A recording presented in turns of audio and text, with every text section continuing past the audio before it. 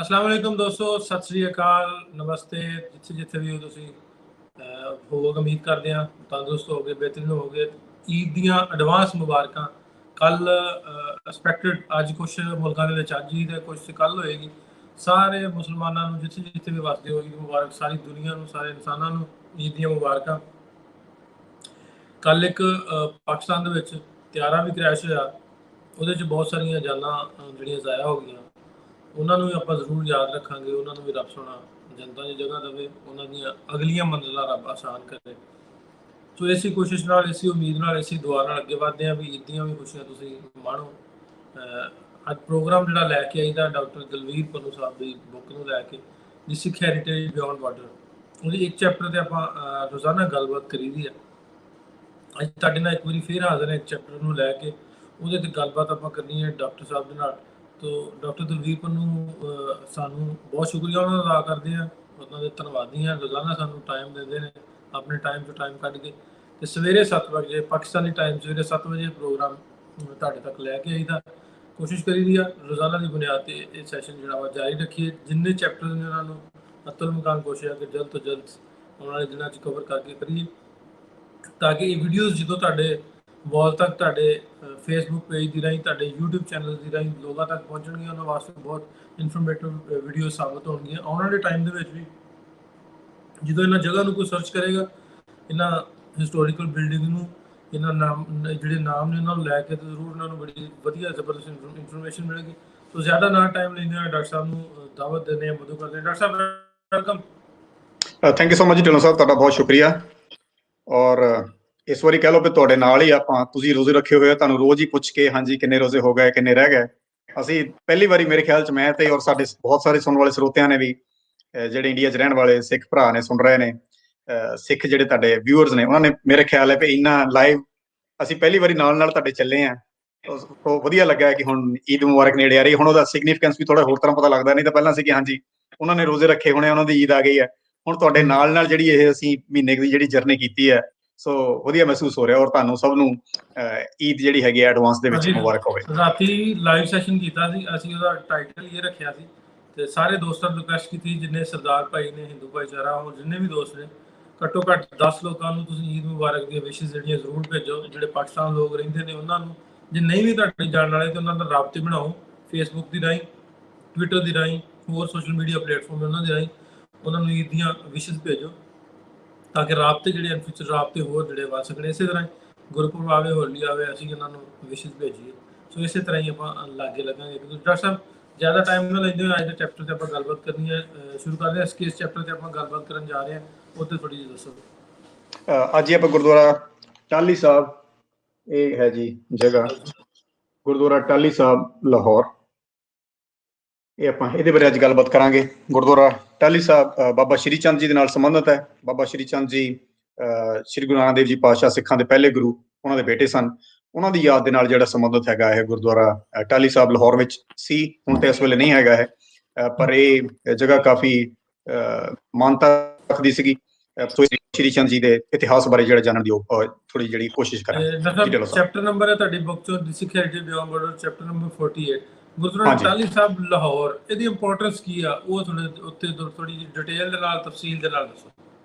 ਹਾਂਜੀ, ਇਹਦੀ ਇੰਪੋਰਟੈਂਸ ਇਸ ਗੁਰਦੁਆਰਾ ਸਾਹਿਬ ਦੀ ਹੈ ਕਿ ਇਹ ਇੱਕ ਇਹੋ ਜਿਹੀ ਜਗ੍ਹਾ ਹੈਗੀ ਹੈ ਕਿ ਜਿਹਦੇ ਨਾਮ ਤੇ ਮੁੜ ਕੇ ਹੋਰ ਇੰਡੀਆ ਵਿੱਚ ਵੀ ਕਈ ਗੁਰਦੁਆਰਾ ਟਾਹਲੀ ਸਾਹਿਬ ਬਣੇ। ਸੋ ਇਹ ਓਰੀਜਨਲ ਪਹਿਲਾ ਗੁਰਦੁਆਰਾ ਟਾਹਲੀ ਸਾਹਿਬ ਕਹਿ ਲਓ ਸੀਗਾ, ਜਿਹੜਾ ਕਿ ਬਾਬਾ ਸ਼੍ਰੀ ਚੰਦ ਜੀ ਦੇ ਨਾਲ ਐਸੋਸੀਏਟਡ ਹੈਗਾ। ਜਿਹੜੀ ਇਸ ਜਗ੍ਹਾ ਜਿਹੜਾ ਸੀ ਨੇਮ ਸਟਾਰਟ ਹੋਇਆ। ਮੁੜ ਕੇ ਲੇਟਰ ਔਨ ਜਿਹੜੇ ਉਦਾਸੀ ਸੀਗੇ, ਇਹ ਵੀ ਇਹਨਾਂ ਦਾ ਵੀ ਵੱਖਰਾ ਰੂਪ ਹੋ ਗਿਆ, ਵੱਖਰੇ ਸੈਕਟ ਦੇ ਵਿੱਚ ਕਹਿ ਲਓ ਵੀ ਇਹ ਚਲੇ ਗਏ, ਮੇਨ ਸਟ੍ਰੀਮ ਸਿੱਖੀਜ਼ਮ ਦੇ ਨਾਲ ਨਹੀਂ ਰਹੇ। ਪਰ ਜਿਹੜਾ ਟਾਹਲੀ ਸਾਹਿਬ ਸੀ ਨਾਮ, ਉਹ ਇਦਾਂ ਹੀ ਚੱਲਦਾ ਰਿਹਾ ਇੰਡੀਆ 'ਚ ਵੀ। ਸਿਰਫ ਫਰਕ ਇਹ ਹੈ ਵੀ ਗੁਰਦੁਆਰਾ ਕਿਉਂ ਲੈ ਗਏ, ਕਈ ਜਗ੍ਹਾ ਤੇ ਇਕੱਲਾ ਇਹ ਟਾਹਲੀ ਸਾਹਿਬ ਕਿਹਾ ਜਾਂਦਾ, ਕਈ ਜਗ੍ਹਾ ਤੇ ਧਰਮਸ਼ਾਲਾ ਟਾਹਲੀ ਸਾਹਿਬ ਕਿਹਾ ਜਾਂਦਾ, ਕਈ ਜਗ੍ਹਾ ਤੇ ਮੰਦਿਰ ਵੀ ਕਹਿ ਦਿੰਦੇ ਆ। ਸੋ ਇਸ ਕਰਕੇ ਇਹ ਬੜਾ ਇੰਪੋਰਟੈਂਟ ਚੀਜ਼ ਹੈਗੀ ਹੈ, ਕਿਉਂਕਿ ਇੱਥੋਂ ਜਿਹੜੀ ਸੀਗੀ ਇਸ ਗੱਲ ਦੀ ਸ਼ੁਰੂਆਤ ਹੁੰਦੀ ਹੈ। ਟਾਹਲੀ ਸਾਹਿਬ, ਕਈ ਵਾਰੀ ਇਹਨੂੰ ਕਈ ਲੋਕ ਗੁਰਦੁਆਰਾ ਟਾਹਲੀ ਸਾਹਿਬ ਵੀ ਨਹੀਂ ਕਹਿਣਾ ਚਾਹੁੰਦੇ, ਕਿਉਂਕਿ ਇਹ ਸਿੱਖਾਂ ਦੇ ਮੇਨ ਸਟ੍ਰੀਮ ਧਰਮ ਦੇ ਨਾਲ ਸੰਬੰਧਿਤ ਨਹੀਂ ਹੈਗਾ। ਪਰ ਆਪਾਂ ਜੋ ਪੁਰਾਣੀਆਂ ਕਿਤਾਬਾਂ ਦੇ ਹਿਸਾਬ ਨਾਲ ਚੱਲ ਰਹੇ ਹਾਂ, ਇਸ ਕਰਕੇ ਅੱਜ ਆਪਾਂ ਇਸ ਚੀਜ਼ ਨੂੰ ਐਕਸਪਲੋਰ ਕਰਨ ਦੀ ਕੋਸ਼ਿਸ਼ ਕਰਾਂਗੇ ਕਿ ਇਹ ਚੀਜ਼ ਕਿੱਦਾਂ ਡਿਵੈਲਪ ਹੋਈ, ਇਹਦਾ ਨਾਮ ਕਿਵੇਂ ਰੱਖਿਆ ਗਿਆ, ਔਰ ਇਸ ਵੇਲੇ ਜਿਹੜੇ ਬਾਬਾ ਸ਼੍ਰੀ ਚੰਦ ਨੂੰ ਮੰਨਣ ਵਾਲੇ ਹੈਗੇ ਆ, ਉਹਨਾਂ ਦੀ ਕਹਿ ਲਓ ਵੀ ਕੀ ਸਿਚੁਏਸ਼ਨ ਹੈਗੀ ਆ, ਔਰ ਉਹ ਕਿੱਥੇ ਰਹਿੰਦੇ ਨੇ। ਸੋ ਅੱਜ ਦਾ ਆਪਣਾ ਜਿਹੜਾ ਟੌਪਿਕ ਹੈਗਾ, ਇਸ ਸਾਰੀ ਜਿਹੜਾ ਇਹ ਬਹੁਤ ਇੰਪੋਰਟੈਂਟ ਪੁਆਇੰਟ ਹੈਗਾ ਉਦਾਸੀ ਸਿੱਖਾਂ ਦਾ, ਉਹਦੇ ਦੁਆਲੇ ਘੁੰਮੇਗਾ। ਅੱਛਾ ਡਾਕਟਰ ਸਾਹਿਬ, ਇਹਦੇ ਵਿੱਚ ਮੈਂ ਥੋੜ੍ਹਾ ਜਿਹਾ ਦੱਸਦਾ ਜਾਵਾਂ। ਪਾਕਿਸਤਾਨ ਦੇ ਵਿੱਚ ਬਹੁਤ ਸਾਰੇ ਨੇ ਜਿਹੜੇ ਬਾਬੇ ਸ਼੍ਰੀ ਚੰਦ ਨੂੰ ਮੰਨਦੇ ਨੇ, ਨਾਨਕ ਨਾਮ ਲੈਵਾ ਨੇ। ਸਿੰਧ ਦੀ ਸੰਗਤ ਬਹੁਤ ਵੱਡੀ ਆ, ਬਹੁਤ ਜ਼ਿਆਦਾ ਵਾ। ਜੀ ਸੋ ਆਪਾਂ ਹਮੇਸ਼ਾ ਤੋਂ ਕੋਸ਼ਿਸ਼ ਕਰੀਦੀ ਆ ਵੀ ਦੋਵਾਂ ਮੁਲਕਾਂ ਦੇ ਆਪਸੀ ਆਪਾਂ ਨਾ ਰਾਬਤੇ ਜਿਹੜੇ ਵਾ ਬਣਾਈਏ। ਜੀ ਇਹਨਾਂ ਦੇ ਆਪਸ ਦੇ ਵਿੱਚ ਦੋਵਾਂ ਮੁਲਕਾਂ ਦੀ ਇੰਟਰੈਕਸ਼ਨ ਬਣਾਈਏ, ਇਹਨਾਂ ਦੇ ਆਪਸ 'ਚ ਰਾਬਤੇ ਵਧਣ, ਆਪਸ 'ਚ ਪਿਆਰ ਬਣੇ, ਚਾਹੇ ਹਿੰਦੂ ਨੇ, ਚਾਹੇ ਸਿੱਖ ਨੇ, ਚਾਹੇ ਮੁਸਲਮਾਨ ਨੇ। ਸੋ ਇਸ ਟੌਪਿਕ ਤੇ ਆਪਾਂ ਅੱਜ ਗੱਲਬਾਤ ਕਰਨ ਜਾ ਰਹੇ ਨੇ, ਕਿਉਂ ਉਹਦੇ ਤੇ ਆਪਾਂ ਗੱਲਬਾਤ ਦੀ ਜਿਹੜੀ ਸਾਂਝ ਉਹ ਇਸ ਤਰੀਕੇ ਦੀ, ਇਸ ਹਿਸਾਬ ਦੀ ਆਪਾਂ ਕਰਨੀ ਹੈ। ਜੋ ਹਿਸਟਰੀ ਆ ਉਹ ਹੀ ਦੱਸਣੀ ਸੀ ਤੇ ਉਹ ਹੀ ਬਿਆਨ ਕਰਨੀ ਹੈ। ਲੇਕਿਨ ਜਿਹੜੇ ਦੋਸਤ ਸਾਡੇ ਨਾਲ ਲਾਈਵ ਜੁੜਨਗੇ ਜਾਂ ਕਮੈਂਟਸ ਦੇ ਵਿੱਚ ਨੇ, ਹੋ ਸਕਦਾ ਤੁਹਾਡੀ ਨਜ਼ਰ 'ਚ ਇਹਦੇ 'ਚ ਵੀ ਕੋਈ ਕੰਟਰੋਵਰਸੀ ਹੋਵੇ, ਲੇਕਿਨ ਅਸੀਂ ਕੋਸ਼ਿਸ਼ ਜਿਹੜੀ ਆ ਉਹ ਇਹ ਹੀ ਕਰਨੀ ਆ ਕਿ ਅਗਰ ਤੁਸੀਂ ਕਮੈਂਟ ਵੀ ਕਰੋ, ਸਾਰਿਆਂ ਨੂੰ ਉਹਨਾਂ ਦੇ ਅਕੀਦੇ ਦੇ ਮੁਤਾਬਕ ਉਹਨਾਂ ਨੂੰ ਮੱਦੇ ਨਜ਼ਰ ਰੱਖਦੇ ਵੀ ਕਿਸੇ ਦੀ ਦਿਲ ਆਜ਼ਾਰੀ ਨਾ ਹੈ। ਸੋ ਡਾਕਟਰ ਸਾਹਿਬ ਅੱਗੇ ਵਧਦੇ ਆ। ਅੱਜ ਦੇ ਚੈਪਟਰ 'ਚ ਤੁਸੀਂ ਦੱਸਿਆ ਗੁਰੂ ਨਾਨਕ ਦੇਵ ਜੀ ਜਦੋਂ ਉਦਾਸੀ ਕਰਨ ਗਏ ਸੀ ਤੇ ਕੀ ਬਾਬਾ ਸ਼੍ਰੀ ਚੰਦ ਉਹਨਾਂ ਦੇ ਨਾਲ ਸਨ? ਹਿਸਟਰੀ ਕੀ ਦੱਸਦੀ?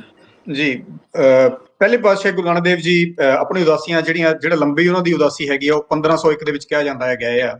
ਉਸ ਵੇਲੇ ਉਹਨਾਂ ਦੇ ਵਾਈਫ ਬੀਬੀ ਸੁਲੱਖਣੀ ਜੀ ਬਾਬਾ ਸ਼੍ਰੀ ਚੰਦ ਜੀ ਨੂੰ ਔਰ ਉਹਨਾਂ ਦੇ ਜਿਹੜੇ ਛੋਟੇ ਬ੍ਰਦਰ ਲਖਮੀ ਚੰਦ ਜੀ ਨੂੰ, ਇਹਨਾਂ ਨੂੰ ਲੈ ਕੇ ਆਪਣੇ ਪੇਕੇ ਪਿੰਡ ਪੱਖੋ ਕੇ ਰੰਧਾਵੇ ਚਲੇ ਗਏ।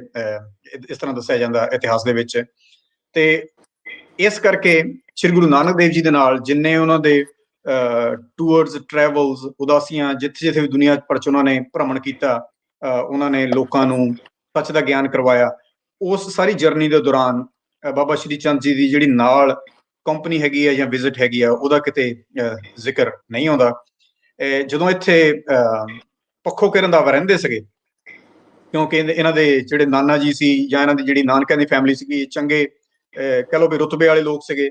ਇੱਧਰ ਪਿੱਛੋਂ ਜਿਹੜੇ ਦਾਦਕੇ ਸੀਗੇ ਆਪਣੇ ਤਲਵੰਡੀ ਪਿੰਡ ਵਾਲੇ, ਇਹ ਵੀ ਚੰਗੇ ਵੈਲ ਟੂ ਡੂ ਫੈਮਿਲੀ ਸੀਗੀ। ਇਸ ਕਰਕੇ ਬਾਬਾ ਸ਼੍ਰੀ ਚੰਦ ਜੀ ਨੂੰ ਹਾਇਰ ਐਜੂਕੇਸ਼ਨ ਦੇ ਲਈ, ਆਪਣੀ ਜਿਹੜੀ ਸਕੂਲਿੰਗ ਦੇ ਲਈ ਵੀ ਈਵਨ ਕਿਹਾ ਜਾਂਦਾ ਕਿ ਸ੍ਰੀਨਗਰ ਭੇਜਿਆ ਗਿਆ ਸੀ ਉਸ ਵੇਲੇ, ਜਿੱਥੇ ਕਿ ਉਹਨਾਂ ਨੇ ਅਬਾਊਟ 1.5 ਸਾਲ ਦੇ ਕਰੀਬ ਹੋ ਰਹਿ ਕੇ ਪੰਡਤ ਪੁਰਸ਼ੋਤਮ ਕੌਲ ਦੇ ਕੋਲੋਂ ਸੰਸਕ੍ਰਿਤ ਸਿੱਖੀ। ਤੇ ਉੱਥੇ ਅਵਿਨਾਸ਼ ਮੁਨੀ ਸੀਗੇ ਜਿਨ੍ਹਾਂ ਕੋਲ ਉਹਨਾਂ ਨੇ ਜਿਹੜੀ ਸੀ ਯੋਗਾ ਦੀ ਸਿੱਖਿਆ ਲਈ। ਸੋ ਜਦੋਂ ਗੁਰੂ ਸਾਹਿਬ ਆਪਣੀ ਉਦਾਸੀਆਂ ਤੇ ਗਏ ਹੋਏ ਸਨ, ਗੁਰੂ ਨਾਨਕ ਦੇਵ ਜੀ ਉਦਾਸੀਆਂ ਤੇ ਗਏ ਹੋਏ ਸਨ, ਪਿੱਛੋਂ ਬਾਬਾ ਸ਼੍ਰੀ ਚੰਦ ਜੀ ਦੀ ਜਿਹੜੀ ਐਜੂਕੇਸ਼ਨ ਹੈਗੀ, ਜਿਹੜੀ ਉਹ ਇਸ ਤਰ੍ਹਾਂ, ਇਹ ਜਿਹੜੇ ਪਹਾੜੀ ਇਲਾਕੇ ਹੈਗੇ ਸ਼੍ਰੀਨਗਰ, ਉੱਥੇ ਕਈ ਸਾਲ ਉਹਨਾਂ ਨੇ ਉੱਥੇ ਬਤੀਤ ਕੀਤੇ। ਜੀ ਡਾਕਟਰ ਸਾਹਿਬ, ਉਦੋਂ ਜਮਾਤਾਂ ਵਾਲਾ ਜਾਂ ਆਹ ਤੇ ਕਨਸੈਪਟ ਹੁੰਦਾ ਨਹੀਂ ਇਹਨਾਂ ਦੀ ਐਜੂਕੇਸ਼ਨ? ਵੈਸੇ ਉਹਨਾਂ ਕਿੰਨੀ ਕਾਹਦੇ ਜਿਹੜੇ ਤੁਸੀਂ ਦੱਸਿਆ ਇਹਦੇ 'ਚ ਲਈਆਂ ਹੋ, ਇਸ ਤੋਂ ਅੱਗੇ ਮਜ਼ੀਦ ਵੀ ਹਾਇਰ ਐਜੂਕੇਸ਼ਨ ਜਾਂ ਇਸ ਤਰ੍ਹਾਂ ਕੋਈ? ਜੀ, ਇਹਨਾਂ ਦਾ ਵੈਸੇ ਜਿੱਦਾਂ ਨਾਮ ਕਈ ਜਗ੍ਹਾ ਹਿਸਟਰੀ ਵਿੱਚ ਬਾਬਾ ਸ਼੍ਰੀ ਚੰਦ ਆਉਂਦਾ ਜਾਂ ਬਾਬਾ ਸ਼੍ਰੀ ਚੰਦ ਆਉਂਦਾ ਜਾਂ ਸ੍ਰੀ ਚੰਦਰਾ ਆਉਂਦਾ, ਤੇ ਉਹਨਾਂ ਦੀ ਕਈ ਲਿਟਰੇਚਰ ਦੇ ਵਿੱਚ ਹੋਰ ਬਹੁਤ ਲਿਖਤਾਂ ਹੈਗੀਆਂ ਜਿਨ੍ਹਾਂ ਤੋਂ ਪਤਾ ਲੱਗਦਾ ਵੀ ਇਹਨਾਂ ਦੀ ਹਾਇਰ ਐਜੂਕੇਸ਼ਨ ਕੁਛ ਨਾ ਕੁਛ ਹੋਰ ਜ਼ਰੂਰ ਸੀਗੀ। ਪਰ ਇਤਿਹਾਸ ਦੇ ਮੁਤਾਬਕ ਮੈਨੂੰ ਇਸ ਤੋਂ ਇਲਾਵਾ ਨਹੀਂ ਮੈਂ ਲੱਭ ਸਕਿਆ ਕਿ ਇਹਨਾਂ ਨੇ ਕੋਈ ਹੋਰ ਫਾਰਮਲ ਜਿਹੜੀ ਐਜੂਕੇਸ਼ਨ ਹੈ, ਇਹ ਜਿਹੜੀਆਂ ਮੈਂ ਜਗ੍ਹਾ ਦੱਸ ਕੇ ਹਟਿਆ, ਇਹਨਾਂ ਤੋਂ ਬਿਨਾਂ ਕੁਛ ਲਈ ਹੋਵੇ। ਪਰ ਕਿਉਂਕਿ ਇਹਨਾਂ ਦੀ ਸਕਾਲਰਲੀ ਜਿਹੜੀ ਹੈਗੀ ਲਿਟਰੇਚਰ ਦੇ ਵਿੱਚ ਕਾਫੀ ਇਹਨਾਂ ਦੀਆਂ ਜਿਹੜੀਆਂ ਚੀਜ਼ਾਂ ਜਿਹੜੀਆਂ ਅਵੇਲੇਬਲ ਮਿਲ ਜਾਂਦੀਆਂ, so he might have received some additional formal education also, which I'm not sure. ਪਰ ਇਹਨਾਂ ਦੇ ਜਿਹੜੇ ਨਾਮ ਹੈਗੇ ਆ, ਕਈ ਤਰ੍ਹਾਂ ਦੇ ਨਾਮ ਨਾਲ ਇਹਨਾਂ ਨੂੰ ਪੁਕਾਰਿਆ ਜਾਂਦਾ ਐਜ਼ ਅ ਰਿਸਪੈਕਟ। ਉਹਨਾਂ ਦੇ ਜਿਹੜੇ ਸ਼ਰਧਾਲੂ ਨੇ ਉਹਨਾਂ ਨੂੰ ਉਹ ਸ਼ਰਧਾ ਦਿੰਦੇ ਨੇ। ਔਰ ਜਿਹੜੀਆਂ ਇਹਨਾਂ ਦੀ ਲਿਖਤਾਂ ਹੈਗੀਆਂ, ਤਾਂ ਉਹਨਾਂ ਦੇ ਮੁਤਾਬਕ it could be possible, but I could not find any other higher institute ਜਿੱਥੇ ਇਸ ਤੋਂ ਬਿਨਾਂ, ਸ੍ਰੀਨਗਰ ਤੋਂ ਬਿਨਾਂ, ਜਿਹੜੇ ਉਹ ਜਾ ਕੇ ਉਹਨਾਂ ਨੇ ਜਿਹੜੀ ਉਹ ਸਟੱਡੀ ਕੀਤੀ ਹੋਵੇ। ਅੱਛਾ, ਕੁਝ ਸਾਲਾਂ ਦਾ ਪਤਾ ਕਿੰਨੇ ਸਾਲ ਉੱਥੇ ਨਾ ਐਜੂਕੇਸ਼ਨ ਹਾਸਲ ਕੀਤੀ, ਤਾਲੀਮ ਲਈ? ਜੀ, ਅਬਾਊਟ 1.5 ਸਾਲ ਦੇ ਕਰੀਬ ਕਿਹਾ ਜਾਂਦਾ ਵੀ ਸ੍ਰੀਨਗਰ ਰਹੇ ਸੀ, ਮੁੜ ਕੇ ਫੇਰ ਵਾਪਸ ਇੱਥੇ ਆ ਗਏ। ਇੱਥੇ ਵੀ ਇਹਨਾਂ ਦੇ ਜਿਹੜੇ ਸੀ ਕਈ ਫੈਮਿਲੀ ਦੇ ਹੋਰ ਟੀਚਰ ਜਿਹੜੇ ਸੀ, ਉਹਨਾਂ ਦੇ ਕੋਲੋਂ ਇੱਕ ਕੌਨਸਟੈਂਟ ਜਿਹੜੀ ਐਜੂਕੇਸ਼ਨ ਹੈ ਉਹ ਪਰਿਵਾਰ ਦੇ ਵਿੱਚ ਵੀ ਜਿਹੜੀ ਉਹ ਲੈਂਦੇ ਰਹੇ। ਮਤਲਬ ਇਹਨਾਂ ਦੇ ਉੱਤੇ ਪੂਰੇ ਪਰਿਵਾਰ ਦਾ ਜਿਹੜਾ ਫੋਕਸ ਕਾਫੀ ਸੀਗਾ, ਕਿਉਂਕਿ ਇਹਨਾਂ ਦੇ ਬਚਪਨ ਤੋਂ ਹੀ ਕੁਝ ਸੰਨਿਆਸੀ ਸਾਧੂ ਵਾਲੀਆਂ ਜਿਹੜੀਆਂ ਬਿਰਤੀਆਂ ਸੀਗੀਆਂ ਉਹ ਪਰਿਵਾਰ ਨੂੰ ਪਤਾ ਲੱਗਣ ਲੱਗ ਪਈਆਂ ਸੀ ਕਿ ਕੁਛ ਇਹਨਾਂ ਦੇ ਕਹਿ ਲਓ ਵੀ ਇਹੋ ਜਿਹੇ ਵਿਚਾਰ ਹੈਗੇ ਆ। ਸੋ ਇਹਨਾਂ ਦੇ ਲਈ ਇਹਨਾਂ ਦੇ ਪਰਿਵਾਰ ਵੱਲੋਂ, ਨਾਨਕਾ ਪਰਿਵਾਰ ਜਿੱਥੇ ਰਹਿੰਦੇ ਸੀਗੇ, ਉਹਨਾਂ ਵੱਲੋਂ ਕਾਫੀ ਜਿਹੜੀ ਸੀ ਮਿਹਨਤਾਂ, ਕੋਸ਼ਿਸ਼ਾਂ ਜਿਹੜੀਆਂ ਕੀਤੀਆਂ ਗਈਆਂ ਸੀ। ਪਿੰਡ ਕਿੱਥੇ ਰੰਧਾਵੇ ਦੱਸਿਆ ਤੁਸੀਂ? ਇੱਧਰ ਲਾਹੌਰ? ਪੱਖੋ ਕੇ ਰੰਧਾਵਾ, ਇਹ ਬਿਲਕੁਲ ਜੀ ਇਹਦੇ ਨਾਲ ਹੈਗਾ ਆਪਣੇ ਕਰਤਾਰਪੁਰ ਸਾਹਿਬ ਜਿਹੜਾ ਹੁਣ ਸ਼ਹਿਰ ਹੈਗਾ, ਉਹਦੇ ਬਿਲਕੁਲ ਨਾਲ ਲੱਗਦਾ ਹੈਗਾ। ਅਜੀਤਾ ਰੰਧਾਵਾ ਦਾ ਪਿੰਡ ਸੀ ਪੱਖੋ ਕੇ ਰੰਧਾਵਾ। ਅੱਛਾ, ਬਾਬਾ ਸ਼੍ਰੀ ਚੰਦ ਲਾਹੌਰ ਵੀ ਰਹੇ? ਹਾਂਜੀ, ਉਸ ਹੁਣ ਜਦੋਂ ਇਹ ਵੱਡੇ ਹੋਏ, ਮਤਲਬ ਇਹਨਾਂ ਦਾ ਜਿਹੜਾ ਸਟਾਈਲ ਸੀ, ਲਾਈਫ ਸਟਾਈਲ ਬਹੁਤ ਸੰਨਿਆਸੀ ਟਾਈਪ ਬਣ ਗਿਆ। ਮਤਲਬ ਦੀਨ ਦੁਨੀਆ ਨੂੰ ਛੱਡ ਦਿੱਤਾ, ਮਤਲਬ ਘਰ-ਬਾਰ ਨੂੰ ਛੱਡ ਦਿੱਤਾ, ਕਹਿ ਲਓ ਵੀ ਪਰਿਵਾਰ ਨਾਲੋਂ ਜਿਹੜਾ ਮੋਹ ਸੀ ਉਹ ਤਿਆਗ ਦਿੱਤਾ। ਇਹ ਲਾਈਫ ਜਿਹੜੀ ਸੀ ਬਿਲਕੁਲ ਕਬੀਲਦਾਰੀ ਛੱਡ ਦੇਣੀ ਵਾਲਾ ਜਿਹੜਾ ਸੀ ਇਹਨਾਂ ਦਾ ਲਾਈਫ ਸਟਾਈਲ ਬਣ ਗਿਆ। ਉਸ ਵੇਲੇ ਕਿਹਾ ਜਾਂਦਾ ਫਿਰ ਵੀ ਇਹ ਜਿਹੜਾ ਆਪਣਾ ਲਾਹੌਰ ਦਾ ਇਲਾਕਾ ਸੀ, ਰਾਵੀ ਦੇ ਕੰਢੇ ਕੰਢੇ ਬਹੁਤ ਡੈਂਸ ਫੋਰੈਸਟ ਸੀਗਾ, ਬਹੁਤ ਤਗੜਾ ਜਿਹੜਾ ਸੀ ਇਹ ਜੰਗਲ ਸੀਗਾ, ਜਿਹੜੇ ਕਿ ਬਹੁਤ ਉੱਚੇ ਘਾਹ ਬੂਟੇ ਮਤਲਬ ਕੰਡਿਆਂ ਵਾਲੀਆਂ ਚੀਜ਼ਾਂ ਇਹੋ ਜਿਹੀਆਂ ਸੀ। ਉੱਥੇ ਇਹ ਲਾਹੌਰ ਦੇ ਨੇੜੇ ਉੱਥੇ ਇਹ ਆਪਣੀ ਇੱਕ ਕਹਿ ਲਓ ਵੀ ਛੋਟੀ ਜਿਹੀ ਝੌਂਪੜੀ ਪਾ ਕੇ ਜਿਹੜੇ ਸੀ ਉਹ ਠਹਿਰਨ ਲੱਗ ਪਏ। ਤੇ ਇੱਥੇ ਦੀ ਇਹ ਲਾਹੌਰ ਦੇ ਨੇੜੇ ਦੇ ਜਿਹੜਾ ਜੰਗਲ ਹੈ ਉੱਥੇ ਦੀ ਇੱਕ ਸਾਖੀ ਹੈ ਜਿਹੜੀ ਮੈਂ ਤੁਹਾਨੂੰ ਦੱਸਦਾ, ਜਿੱਥੇ ਕਿਹਾ ਜਾਂਦਾ ਵੀ ਇਹ ਆਪਣੇ ਜਿਹੜੇ ਇੱਕ ਵਾਰੀ ਆਪਣੀ ਡੀਪ ਮੈਡੀਟੇਸ਼ਨ ਕਰ ਰਹੇ ਸੀਗੇ, ਆਪਣੀ ਸਮਾਧੀ ਲਾ ਕੇ ਬੈਠੇ ਸੀ, ਤੇ ਉਹਨਾਂ ਦੇ ਇੱਕ ਸ਼ਰਧਾਲੂ ਸੀਗੇ ਭਾਈ ਕਮਲੀਆ। ਭਾਈ ਕਮਲੀਆ ਤੁਹਾਨੂੰ ਯਾਦ ਹੋਵੇਗਾ ਜਿੱਦਣ ਆਪਾਂ ਗੁਰਦੁਆਰਾ ਜਿਹੜਾ ਸੀ ਬੁੱਧੂ ਦਾ ਆਵਾ, ਉਹਦੇ ਵਿੱਚ ਵੀ ਜਿਹੜਾ ਨਾਮ ਆਇਆ ਸੀ ਗੁਰੂ ਅਰਜਨ ਦੇਵ ਜੀ ਦੀ ਪਾਤਸ਼ਾਹ ਦੇ ਨਾਲ, ਭਾਈ ਕਮਲੀਆ ਸੀ। ਤੋਂ ਇਹੀ ਭਾਈ ਕਮਲੀਆ ਕਿਹਾ ਜਾਂਦਾ ਵੀ ਇਹ ਉਸ ਵੇਲੇ ਸੀ ਇਹਨਾਂ ਦੇ ਲਈ ਜਿਹੜੀ ਅੱਗ ਦਿਖਾਉਂਦਾ ਹੁੰਦਾ ਸੀ ਬਾਬਾ ਸ਼੍ਰੀ ਚੰਦ ਜੀ ਦੇ ਲਈ, ਕਿਉਂਕਿ ਠੰਡ ਬਹੁਤ ਸੀਗੀ। ਇੱਕ ਦਿਨ ਉਹਨੇ ਜਿਹੜੀ ਉਹ ਅੱਗ ਦਿਖਾਉਣ ਵਾਲੀ ਜਿਹੜੀ ਸੀਗੀ ਜਿਹੜੀ ਆਪਣੀ ਜਿਹੜੀਆਂ ਸਿਟੀਆਂ ਸੀਗੀਆਂ ਜੋ ਕੁਝ ਸੀਗੀਆਂ, ਉਹਨਾਂ ਦੇ ਵਿੱਚੋਂ ਲੈ ਕੇ ਜਿਹੜੇ ਬਾਬਾ ਸ਼੍ਰੀ ਚੰਦ ਸੀਗੇ ਉਹਨਾਂ ਦੇ ਲਈ ਮਤਲਬ ਇਹ ਉਸ ਵੇਲੇ ਵਾਰਮ ਕਰਨ ਦੀ ਕੋਸ਼ਿਸ਼ ਕਰਦਾ ਹੁੰਦਾ ਸੀਗਾ। ਜਿਹੜੀ ਆਪਣੀ ਮਤਲਬ ਆਲੇ ਦੁਆਲੇ ਹੱਟ ਦਾ ਜਿਹੜਾ ਏਰੀਆ ਸੀ ਉਹਨੂੰ ਨਿੱਘਾ ਰੱਖਣ ਦੀ ਕੋਸ਼ਿਸ਼ ਕਰਦਾ ਹੁੰਦਾ ਸੀਗਾ। ਉਸ ਵੇਲੇ ਕਿਹਾ ਜਾਂਦਾ ਕਿ ਜਦੋਂ ਭਾਈ ਕਮਲੀਆ ਇਹ ਕੰਮ ਕਰਦਾ ਸੀ, ਬਾਬਾ ਸ਼੍ਰੀ ਚੰਦ ਜੀ ਨੇ ਨੇੜੇ ਦੀ ਇੱਕ ਟਾਹਲੀ ਦਾ ਇੱਕ ਜਿਹੜਾ ਹੈਗਾ ਥੋੜਾ ਜਿਹਾ ਪੀਸ ਤੋੜ ਕੇ, ਕਹ ਲਓ ਦਾਤਣ ਤੋੜ ਕੇ ਆਪਣਾ ਦੰਦ ਸਾਫ਼ ਕੀਤੇ, ਤੇ ਜਿਹੜੀ ਝੁੱਗੀ ਚੋਂ ਰਹਿੰਦੇ ਸੀ ਉੱਥੇ ਬਾਹਰ ਜਿਹੜੀ ਸੀ ਉਹ ਆਪਣੀ ਦਾਤਣ ਸਿੱਟ ਦਿੱਤੀ। ਤੇ ਭਾਈ ਕਮਲੀਆ ਨੇ ਉਹ ਜਿਹੜੀ ਦਾਤਣ ਸੀਗੀ ਉਹ ਜ਼ਮੀਨ ਦੇ ਵਿੱਚ ਗੱਡ ਦਿੱਤੀ, ਤੇ ਕੁਝ ਸਾਲਾਂ ਬਾਅਦ ਜਿਹੜੀ ਸੀ ਉਹ ਦਾਤਣ ਪੂਰਾ ਜਿਹੜਾ ਸੀਗੀ ਉਹ ਟਾਹਲੀ ਦਾ ਟਰੀ ਬਣ ਕੇ ਡਿਵੈਲਪ ਹੋ ਗਈ। ਇਸ ਕਰਕੇ ਇਸ ਜਗ੍ਹਾ ਨੂੰ ਮੁੜ ਕੇ ਟਾਹਲੀ ਸਾਹਿਬ ਕਰਕੇ ਜਿਹੜਾ ਸੀ ਉਹ ਜਗ੍ਹਾ ਲੇਟਰ ਔਨ ਜਿਹੜੀ ਸੀ ਐਜ਼ ਏ ਧਾਰਮਿਕ ਸਥਾਨ ਜਿਹੜੀ ਸੀ ਉਹ ਡਿਵੈਲਪ ਹੋ ਗਈ। ਸੋ ਇਹ ਲਾਹੌਰ ਦੇ ਵਿੱਚ ਇਹਨਾਂ ਦੇ ਨਾਲ ਜਿਹੜੀ ਰਹਿਣ ਦੀ ਹੈਗੀ ਆ ਇਹ ਸਾਖੀ ਸੁਣਾਈ ਜਾਂਦੀ ਹੈ। ਇਹ ਲਾਹੌਰ ਦੇ ਨੇੜੇ ਜੰਗਲ ਸੀਗੇ ਜਿਹੜੇ ਉੱਥੇ ਦੀ ਸਾਖੀ ਹੈ। ਡਾਕਟਰ ਸਾਹਿਬ ਇੰਟਰਨੈਟ ਤੋਂ ਜੋ ਵੇਖੀਏ, ਇੰਟਰਨੈਟ ਤੋਂ ਮੈਂ ਸਰਚ ਕੀਤਾ, ਤੁਸੀਂ ਇੱਕ ਤਸਵੀਰ ਜਿਹੜੀ ਮੈਂ ਸਕਰੀਨ ਤੇ ਵਿਖਾ ਦਿੰਦਾ ਜੀ। ਇਹ ਸਕਰੀਨ ਤੁਸੀਂ ਵੇਖ ਰਹੇ ਹੋ, ਸਕਰੀਨ ਤੇ ਇਹ ਫੋਟੋ, ਇਹਦੀ ਥੋੜੀ ਜਿਹੀ ਕੀ ਇਹਦੇ ਵਿੱਚ ਸੱਚਾਈ ਆ, ਹਕੀਕਤ ਆ, ਇਹਦੀ ਹਿਸਟਰੀ ਕੀ ਆ, ਉਹ ਜ਼ਰੂਰ ਥੋੜਾ ਜਿਹਾ ਦੱਸਿਓ। ਹਾਂਜੀ, ਇਹ ਤਸਵੀਰ ਦੇ ਬਾਰੇ ਇਦਾਂ ਹੈ ਜੀ ਕਿ ਇਹ ਤਸਵੀਰ ਅਕਸਰ ਜਦੋਂ ਤੁਸੀਂ ਬਾਬਾ ਸ਼੍ਰੀ ਚੰਦ ਜੀ ਦੀ ਸਰਚ ਕਰੋਗੇ ਇੰਟਰਨੈਟ ਤੇ ਤਾਂ ਬਿਲਕੁਲ ਠੀਕ ਹੈ ਕਿ ਇਹ ਤਸਵੀਰ ਤੁਹਾਨੂੰ ਸਭ ਤੋਂ ਵੱਧ ਜਿਹੜੀ ਹੈ ਨਜ਼ਰ ਆਏਗੀ। ਇਹ ਜਿਹੜਾ ਜੰਗਲ ਸੀ ਹੁਣ ਲਾਹੌਰ ਦੇ ਆਲੇ ਦੁਆਲੇ ਜਿੱਥੇ ਬਾਬਾ ਸ਼੍ਰੀ ਚੰਦ ਜੀ ਰਹਿੰਦੇ ਸੀ, ਇੱਥੇ ਵੀ ਕਹਿ ਲਓ ਵੀ ਵਾਈਲਡ ਪਿਗਸ, ਲੈਪਰਡਸ, ਵੋਲਫ, ਇਹ ਵੱਡੇ ਜਾਨਵਰ ਜਿਹੜੇ ਸੀ ਬਹੁਤ ਰਹਿੰਦੇ ਹੁੰਦੇ ਸੀ। ਜਿਹੜੇ ਲక్ష్ਮੀ ਚੰਦ ਸੀਗੇ ਸ਼੍ਰੀ ਚੰਦ ਜੀ ਦੇ ਛੋਟੇ ਬ੍ਰਦਰ, ਉਹ ਸ਼ਿਕਾਰ ਦੇ ਬਹੁਤ ਸ਼ੌਕੀਨ ਸੀਗੇ। ਹੁੰਦਾ ਵੀ ਉਹਨਾਂ ਨੇ ਇੱਕ ਵਾਰੀ ਸ਼੍ਰੀ ਚੰਦ ਤੋਂ ਮਤਲਬ ਆਪਣੇ ਵੱਡੇ ਭਰਾ ਤੋਂ ਇਸ ਚੀਜ਼ ਦੀ ਆਗਿਆ ਲਈ ਕਿ ਮੈਨੂੰ ਇਹ ਜਿਹੜੇ ਵੱਡੇ ਜਾਨਵਰ ਆ, ਜਿਹੜੇ ਜੰਗਲੀ ਸੂਰ ਆ, ਜਿਹੜੇ ਭੇੜੀਏ, ਇਦਾਂ ਦੀ ਚੀਜ਼ਾਂ ਜਿਹੜੀਆਂ ਹੈਗੀਆਂ, ਇਹਨਾਂ ਨੂੰ ਮਾਰਨ ਦੀ ਮੈਨੂੰ ਮੋਹਲਤ ਦਿੱਤੀ ਜਾਵੇ ਤਾਂ ਕਿ ਜਿਹੜੇ ਛੋਟੇ ਜਾਨਵਰ ਆ ਉਹਨਾਂ ਦਾ ਮੈਂ ਬਚਾਅ ਕਰ ਸਕਾਂ। ਸੋ ਸਾਖੀ ਦੇ ਉਹਨਾਂ ਨੂੰ ਇਸ ਚੀਜ਼ ਦੀ ਜਿਹੜੀ ਸੀ ਉਹ ਇਜਾਜ਼ਤ ਦਿੱਤੀ। ਪਰ ਉਸ ਸ਼ਿਕਾਰ ਦੀ ਮੁਹਿੰਮ ਦੇ ਦੌਰਾਨ ਲక్ష్ਮੀ ਚੰਦ ਜੀ ਨੇ ਜਾਂ ਜਾਣ ਕੇ ਜਾਂ ਗਲਤੀ ਨਾਲ ਕਹਿ ਲਓ, ਕੋਈ ਪਤਾ ਨਹੀਂ, ਸਾਖੀਆਂ 'ਚ ਅਲੱਗ-ਅਲੱਗ ਲਿਖਿਆ ਗਿਆ, ਉਹਨਾਂ ਜਿਹੜੇ ਕੋਈ ਛੋਟੇ ਜਾਨਵਰ ਸੀਗੇ ਉਹਨਾਂ ਦੀ ਵੀ ਜਿਹੜੀ ਸੀ ਉਹ ਹੱਤਿਆ ਕਰ ਦਿੱਤੀ, ਉਹ ਕੁਛ ਮਾਰ ਦਿੱਤੇ। ਉਸ ਚੀਜ਼ ਦਾ ਹੁਣ ਜਦੋਂ ਬਾਬਾ ਸ਼੍ਰੀ ਚੰਦ ਨੂੰ ਵੱਡਿਆਂ ਨੂੰ ਪਤਾ ਲੱਗਾ, ਉਹ ਬਹੁਤ ਗੁੱਸੇ ਹੋਏ ਤੇ ਉਹਨਾਂ ਨੇ ਕਿਹਾ ਵੀ ਉਹ ਇੱਕਦਮ ਹੀ ਮਤਲਬ ਇਹ ਗੱਲ ਬਹੁਤ ਤੂੰ ਜਿਹੜੀ ਹੈਗੀ ਗਲਤ ਕੀਤੀ ਹੈ, ਤੈਨੂੰ ਜਿਹੜਾ ਹੈਗਾ ਰੱਬ ਦੇ ਕੋਲ ਜਾ ਕੇ ਇਸ ਚੀਜ਼ ਦਾ ਜਿਹੜਾ ਹਰਜਾਨਾ ਭੁਗਤਣਾ ਪਊਗਾ, ਤੂੰ ਜਵਾਬਦੇਹ ਹੋਊਗਾ, ਤੇ ਮਤਲਬ ਤੂੰ ਇਹ ਗਲਤ ਕੰਮ ਕੀਤਾ ਹੈ। ਉਸ ਵੇਲੇ ਜਿਹੜੀ ਤੁਸੀਂ ਤਸਵੀਰ ਦਿਖਾ ਰਹੇ ਹੋ, ਉਸ ਵੇਲੇ ਕਿਹਾ ਜਾਂਦਾ ਵੀ ਲక్ష్ਮੀ ਦਾਸ ਨੇ ਕਿਹਾ, ਜਿਹੜਾ ਛੋਟਾ ਭਰਾ ਸੀ, ਕਿ ਮੈਂ ਇਸ ਵੇਲੇ ਇੱਕਦਮ ਹੀ ਮੈਂ ਆਪਣੀ ਜਿਹੜੀ ਹੈਗੀ ਆ ਉਹ ਪਰਿਵਾਰ ਦੇ ਨਾਲ ਜਿਹੜਾ ਹੈਗਾ ਸਾਰਾ ਇਹ ਸੰਸਾਰ ਛੱਡ ਦੇਣਾ ਹੈ।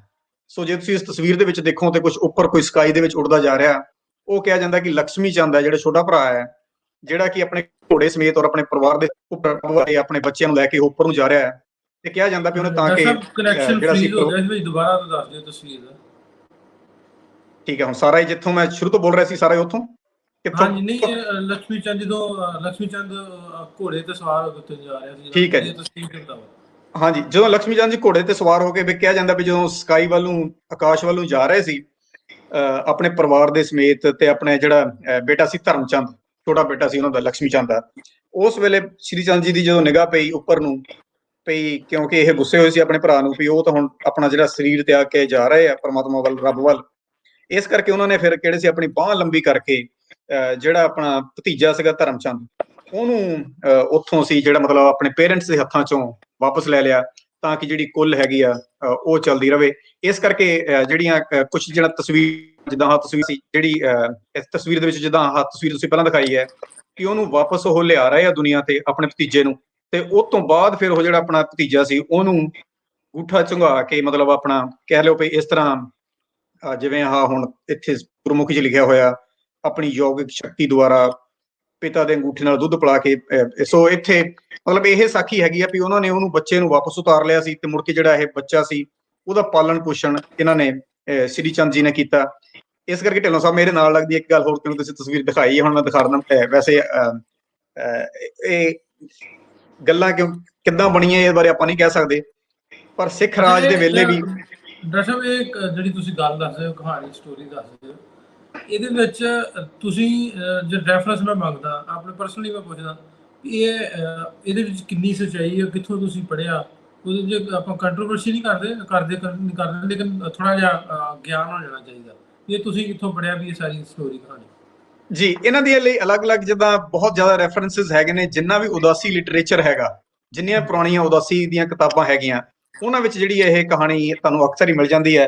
ਜੇ ਤੁਸੀਂ ਐਗਜ਼ੈਕਟਲੀ ਚਾਹੁੰਦੇ ਮੈਂ ਆਪਣੀ ਕਿਤਾਬ ਦੇ ਵਿੱਚ ਇਹਦਾ ਰੈਫਰੈਂਸ ਜ਼ਰੂਰ ਦਿੱਤਾ ਹੁੰਦਾ ਕਿ ਮੈਂ ਪੁਰਾਣੀ ਕਿਤਾਬ 'ਚ ਜਾਣਨਾ ਕੋਸ਼ਿਸ਼ ਕਰਨ ਦੀ, ਮੈਂ ਇੱਕ ਮਿੰਟ ਲਾ ਕੇ ਤੁਹਾਨੂੰ ਉਹਦੇ ਵਿੱਚੋਂ 35 ਨੰਬਰ ਸਾਈਟੇਸ਼ਨ ਹੈਗੀ ਆ। ਸੋ ਜੇ ਆਪਾਂ ਜਾਣਦੇ ਹਾਂ ਸੋ ਲਾਹੌਰ ਚੈਪਟਰ ਦੀ 35 ਨੰਬਰ ਸਾਈਟੇਸ਼ਨ, ਮੈਨੂੰ 1 ਸਕਿੰਟ ਲੱਗੂਗਾ। ਕੋਈ ਨਹੀਂ ਹਾਂਜੀ ਹਾਂਜੀ ਹੈਗਾ ਜੀ, ਬਾਬਾ ਸ੍ਰੀ ਚੰਦ ਸਾਹਿਬ ਅਤੇ ਉਦਾਸੀਨ ਸੰਪਰਦਾਇ, ਇਹ ਕਿਤਾਬ ਹੈਗੀ ਆ ਜਿਹਦੇ ਵਿੱਚੋਂ ਸੋ ਇਹ ਕਹਿ ਲਓ ਕਿ ਉਦਾਸੀਆਂ ਦੇ ਲਿਟਰੇਚਰ ਹੈਗੇ ਆ ਜਿਨ੍ਹਾਂ ਦੇ ਵਿੱਚੋਂ ਆਪਾਂ ਨੂੰ ਇਹ ਜਿਹੜੀਆਂ ਸਾਖੀਆਂ ਕਹਾਣੀਆਂ ਮਿਲਦੀਆਂ ਨੇ, ਜਿਹੜੀਆਂ ਕਿ ਉਹ ਇਸ ਸੰਪਰਦਾਇ ਨੂੰ ਮੰਨਣ ਵਾਲੇ ਜਿਹੜੇ ਲੋਕ ਹੈਗੇ ਆ ਉਹਨਾਂ ਦਾ ਇਹ ਕਹਿ ਲਓ ਵੀ ਮੁੱਢ ਇੱਥੋਂ ਵੱਜਦਾ ਹੈ, ਇੱਥੋਂ ਉਹ ਜਿਹੜੀ ਸ਼ੁਰੂਆਤ ਹੁੰਦੀ ਹੈ। ਮੈਂ ਜਿਹੜੀ ਤੁਹਾਨੂੰ ਇੰਟਰਸਟਿੰਗ ਚੀਜ਼ ਦੱਸਣ ਲੱਗਾ ਸੀਗਾ ਕਿ ਈਵਨ ਸਿੱਖ ਪੀਰੀਅਡ ਦੇ ਦੌਰਾਨ ਮੈਨੂੰ ਕਈ ਵਾਰੀ ਹੋਰ ਕੁਝ ਚੈਪਟਰ ਦੀ ਰਿਸਰਚ ਕਰਦੇ ਆ ਪਤਾ ਲੱਗਾ ਕਿ ਜਿਹੜਾ ਇਹ ਅੰਗੂਠਾ ਝੁੰਗਾਉਣ ਵਾਲੀ ਗੱਲ ਹੈਗੀ ਹੈ ਕਿ ਜਿਹੜਾ ਬੇਦੀ ਪਰਿਵਾਰ ਸੀ ਇਹਦੇ ਵਿੱਚ ਈਵਨ ਇਹ ਚੈੱਕ ਵੀ ਕਰਦੇ ਹੁੰਦੇ ਸੀ ਵੀ ਗਾਂ ਜਿਹੜੇ ਬੱਚੇ ਹੈਗੇ, ਗਾਂ ਜਿਹੜੀਆਂ ਪੀੜ੍ਹੀਆਂ ਹੈਗੀਆਂ, ਕਿਸੇ ਦੇ ਪੈਰ ਦਾ ਅੰਗੂਠਾ ਵੱਡਾ ਤਾਂ ਨਹੀਂ ਹੈਗਾ, ਤੇ ਮਤਲਬ ਇਹ ਗੱਲ ਕਹੀ ਜਾਂਦੀ ਸੀ ਵੀ ਜਿਹੜੇ ਇਹ ਪਰਿਵਾਰ ਨੂੰ ਬਿਲੋਂਗ ਕਰਦੇ ਆ ਉਹਦੀ ਨਿਸ਼ਾਨੀ ਇਹ ਹੈ ਵੀ ਜਿਹੜਾ ਇੱਕ ਪੈਰ ਦਾ ਅੰਗੂਠਾ ਹੈ ਉਹ ਖਿੱਚ ਕੇ ਲੰਬਾ ਹੋ ਗਿਆ। ਨਾ ਆਫ ਕੋਰਸ ਆਪਾਂ ਜੇ ਸਾਇੰਸ ਦੇ ਤਰੀਕੇ ਤੇ ਗੱਲ ਕਰੀਏ, ਜਿਵੇਂ ਆਪਾਂ ਪਹਿਲਾਂ ਹਰ ਚੈਪਟਰ 'ਚ ਗੱਲ ਕਰਦੇ ਆਏ ਹਾਂ, these things don't match with what we see as scientific facts। ਇਸ ਕਰਕੇ ਜਿਹੜੀਆਂ ਇਹੋ ਜਿਹੀਆਂ ਸਾਖੀਆਂ ਹੈਗੀਆਂ, ਜਿਹੋ ਜਿਹੀਆਂ ਗੱਲਾਂ ਬਾਤਾਂ ਹੈਗੀਆਂ, ਇਹ ਕਿਵੇਂ ਹਰੇਕ ਫੇਥ ਦੇ ਨਾਲ ਚੱਲਦੀਆਂ, it's matter of big controversy.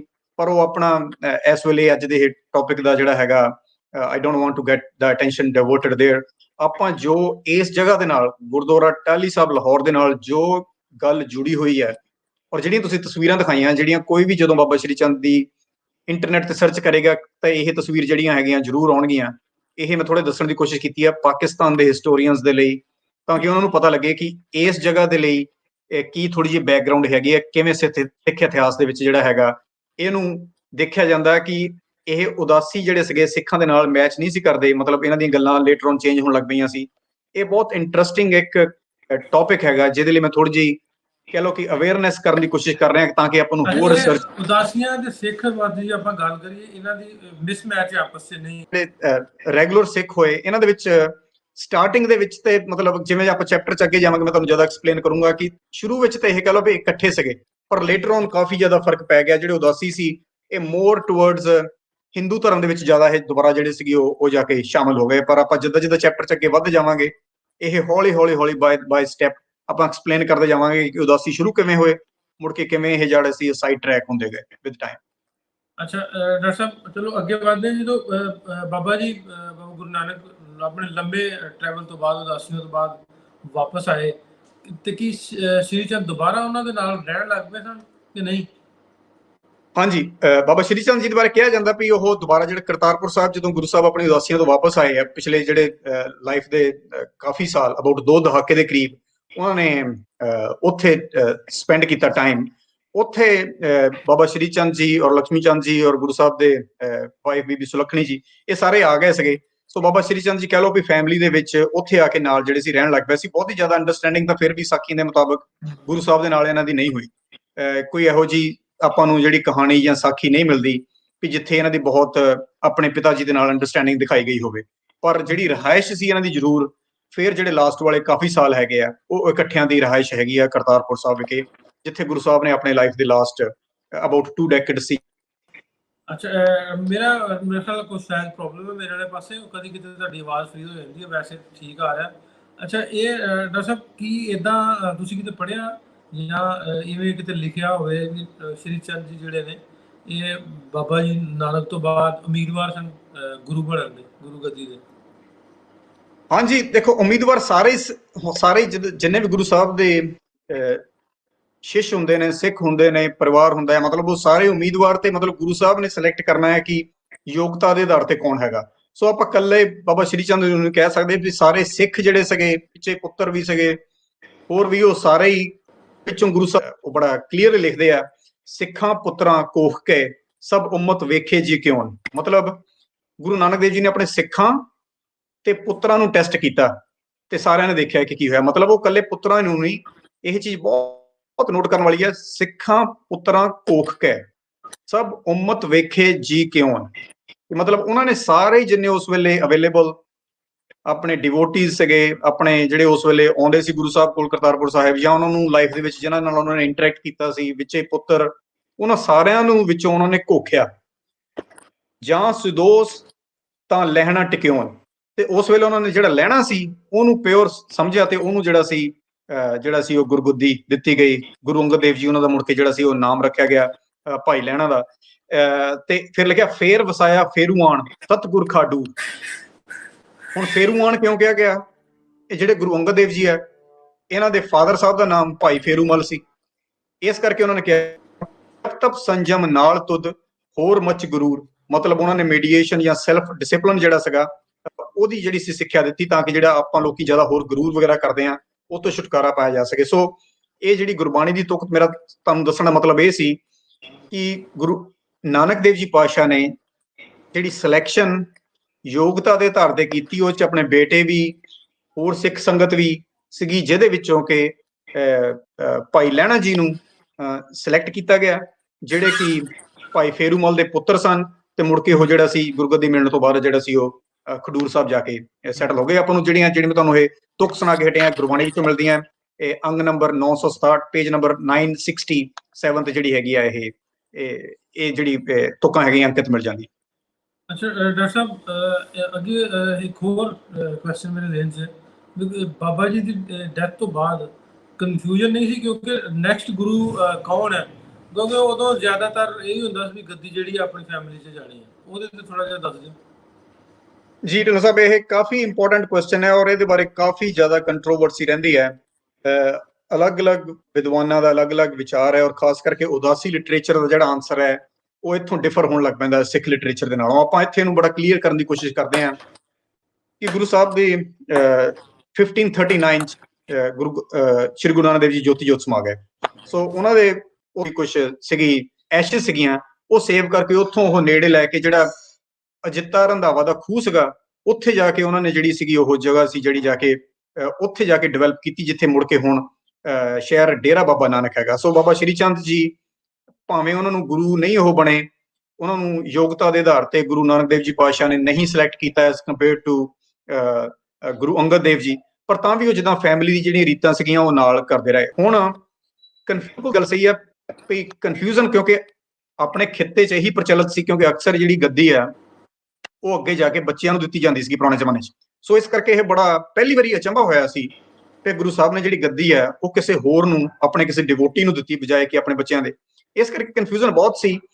Even ਜਿਹੜੇ ਤਲਵੰਡੀ ਰਹਿੰਦੇ ਸੀ ਗੁਰੂ ਸਾਹਿਬ ਦੇ ਹੋਰ ਰਿਸ਼ਤੇਦਾਰ, ਕਿਉਂਕਿ ਗੁਰੂ ਸਾਹਿਬ ਤਾਂ ਆਪਣੇ ਆਖਰੀ ਸਾਲਾਂ 'ਚ ਕਰਤਾਰਪੁਰ ਸਾਹਿਬ ਮੂਵ ਹੋ ਗਏ ਸੀ, ਪਰ ਜਿਹੜੇ ਉਹਨਾਂ ਦੇ ਚਾਚਾ ਜੀ ਸੀ ਜਾਂ ਹੋਰ ਪਰਿਵਾਰਕ ਮੈਂਬਰ ਸੀ, ਕਈ ਰਿਸ਼ਤੇਦਾਰ ਅੱਗੇ, ਉਹ ਸਾਰੇ ਤਲਵੰਡੀ ਰਹਿੰਦੇ ਸੀ।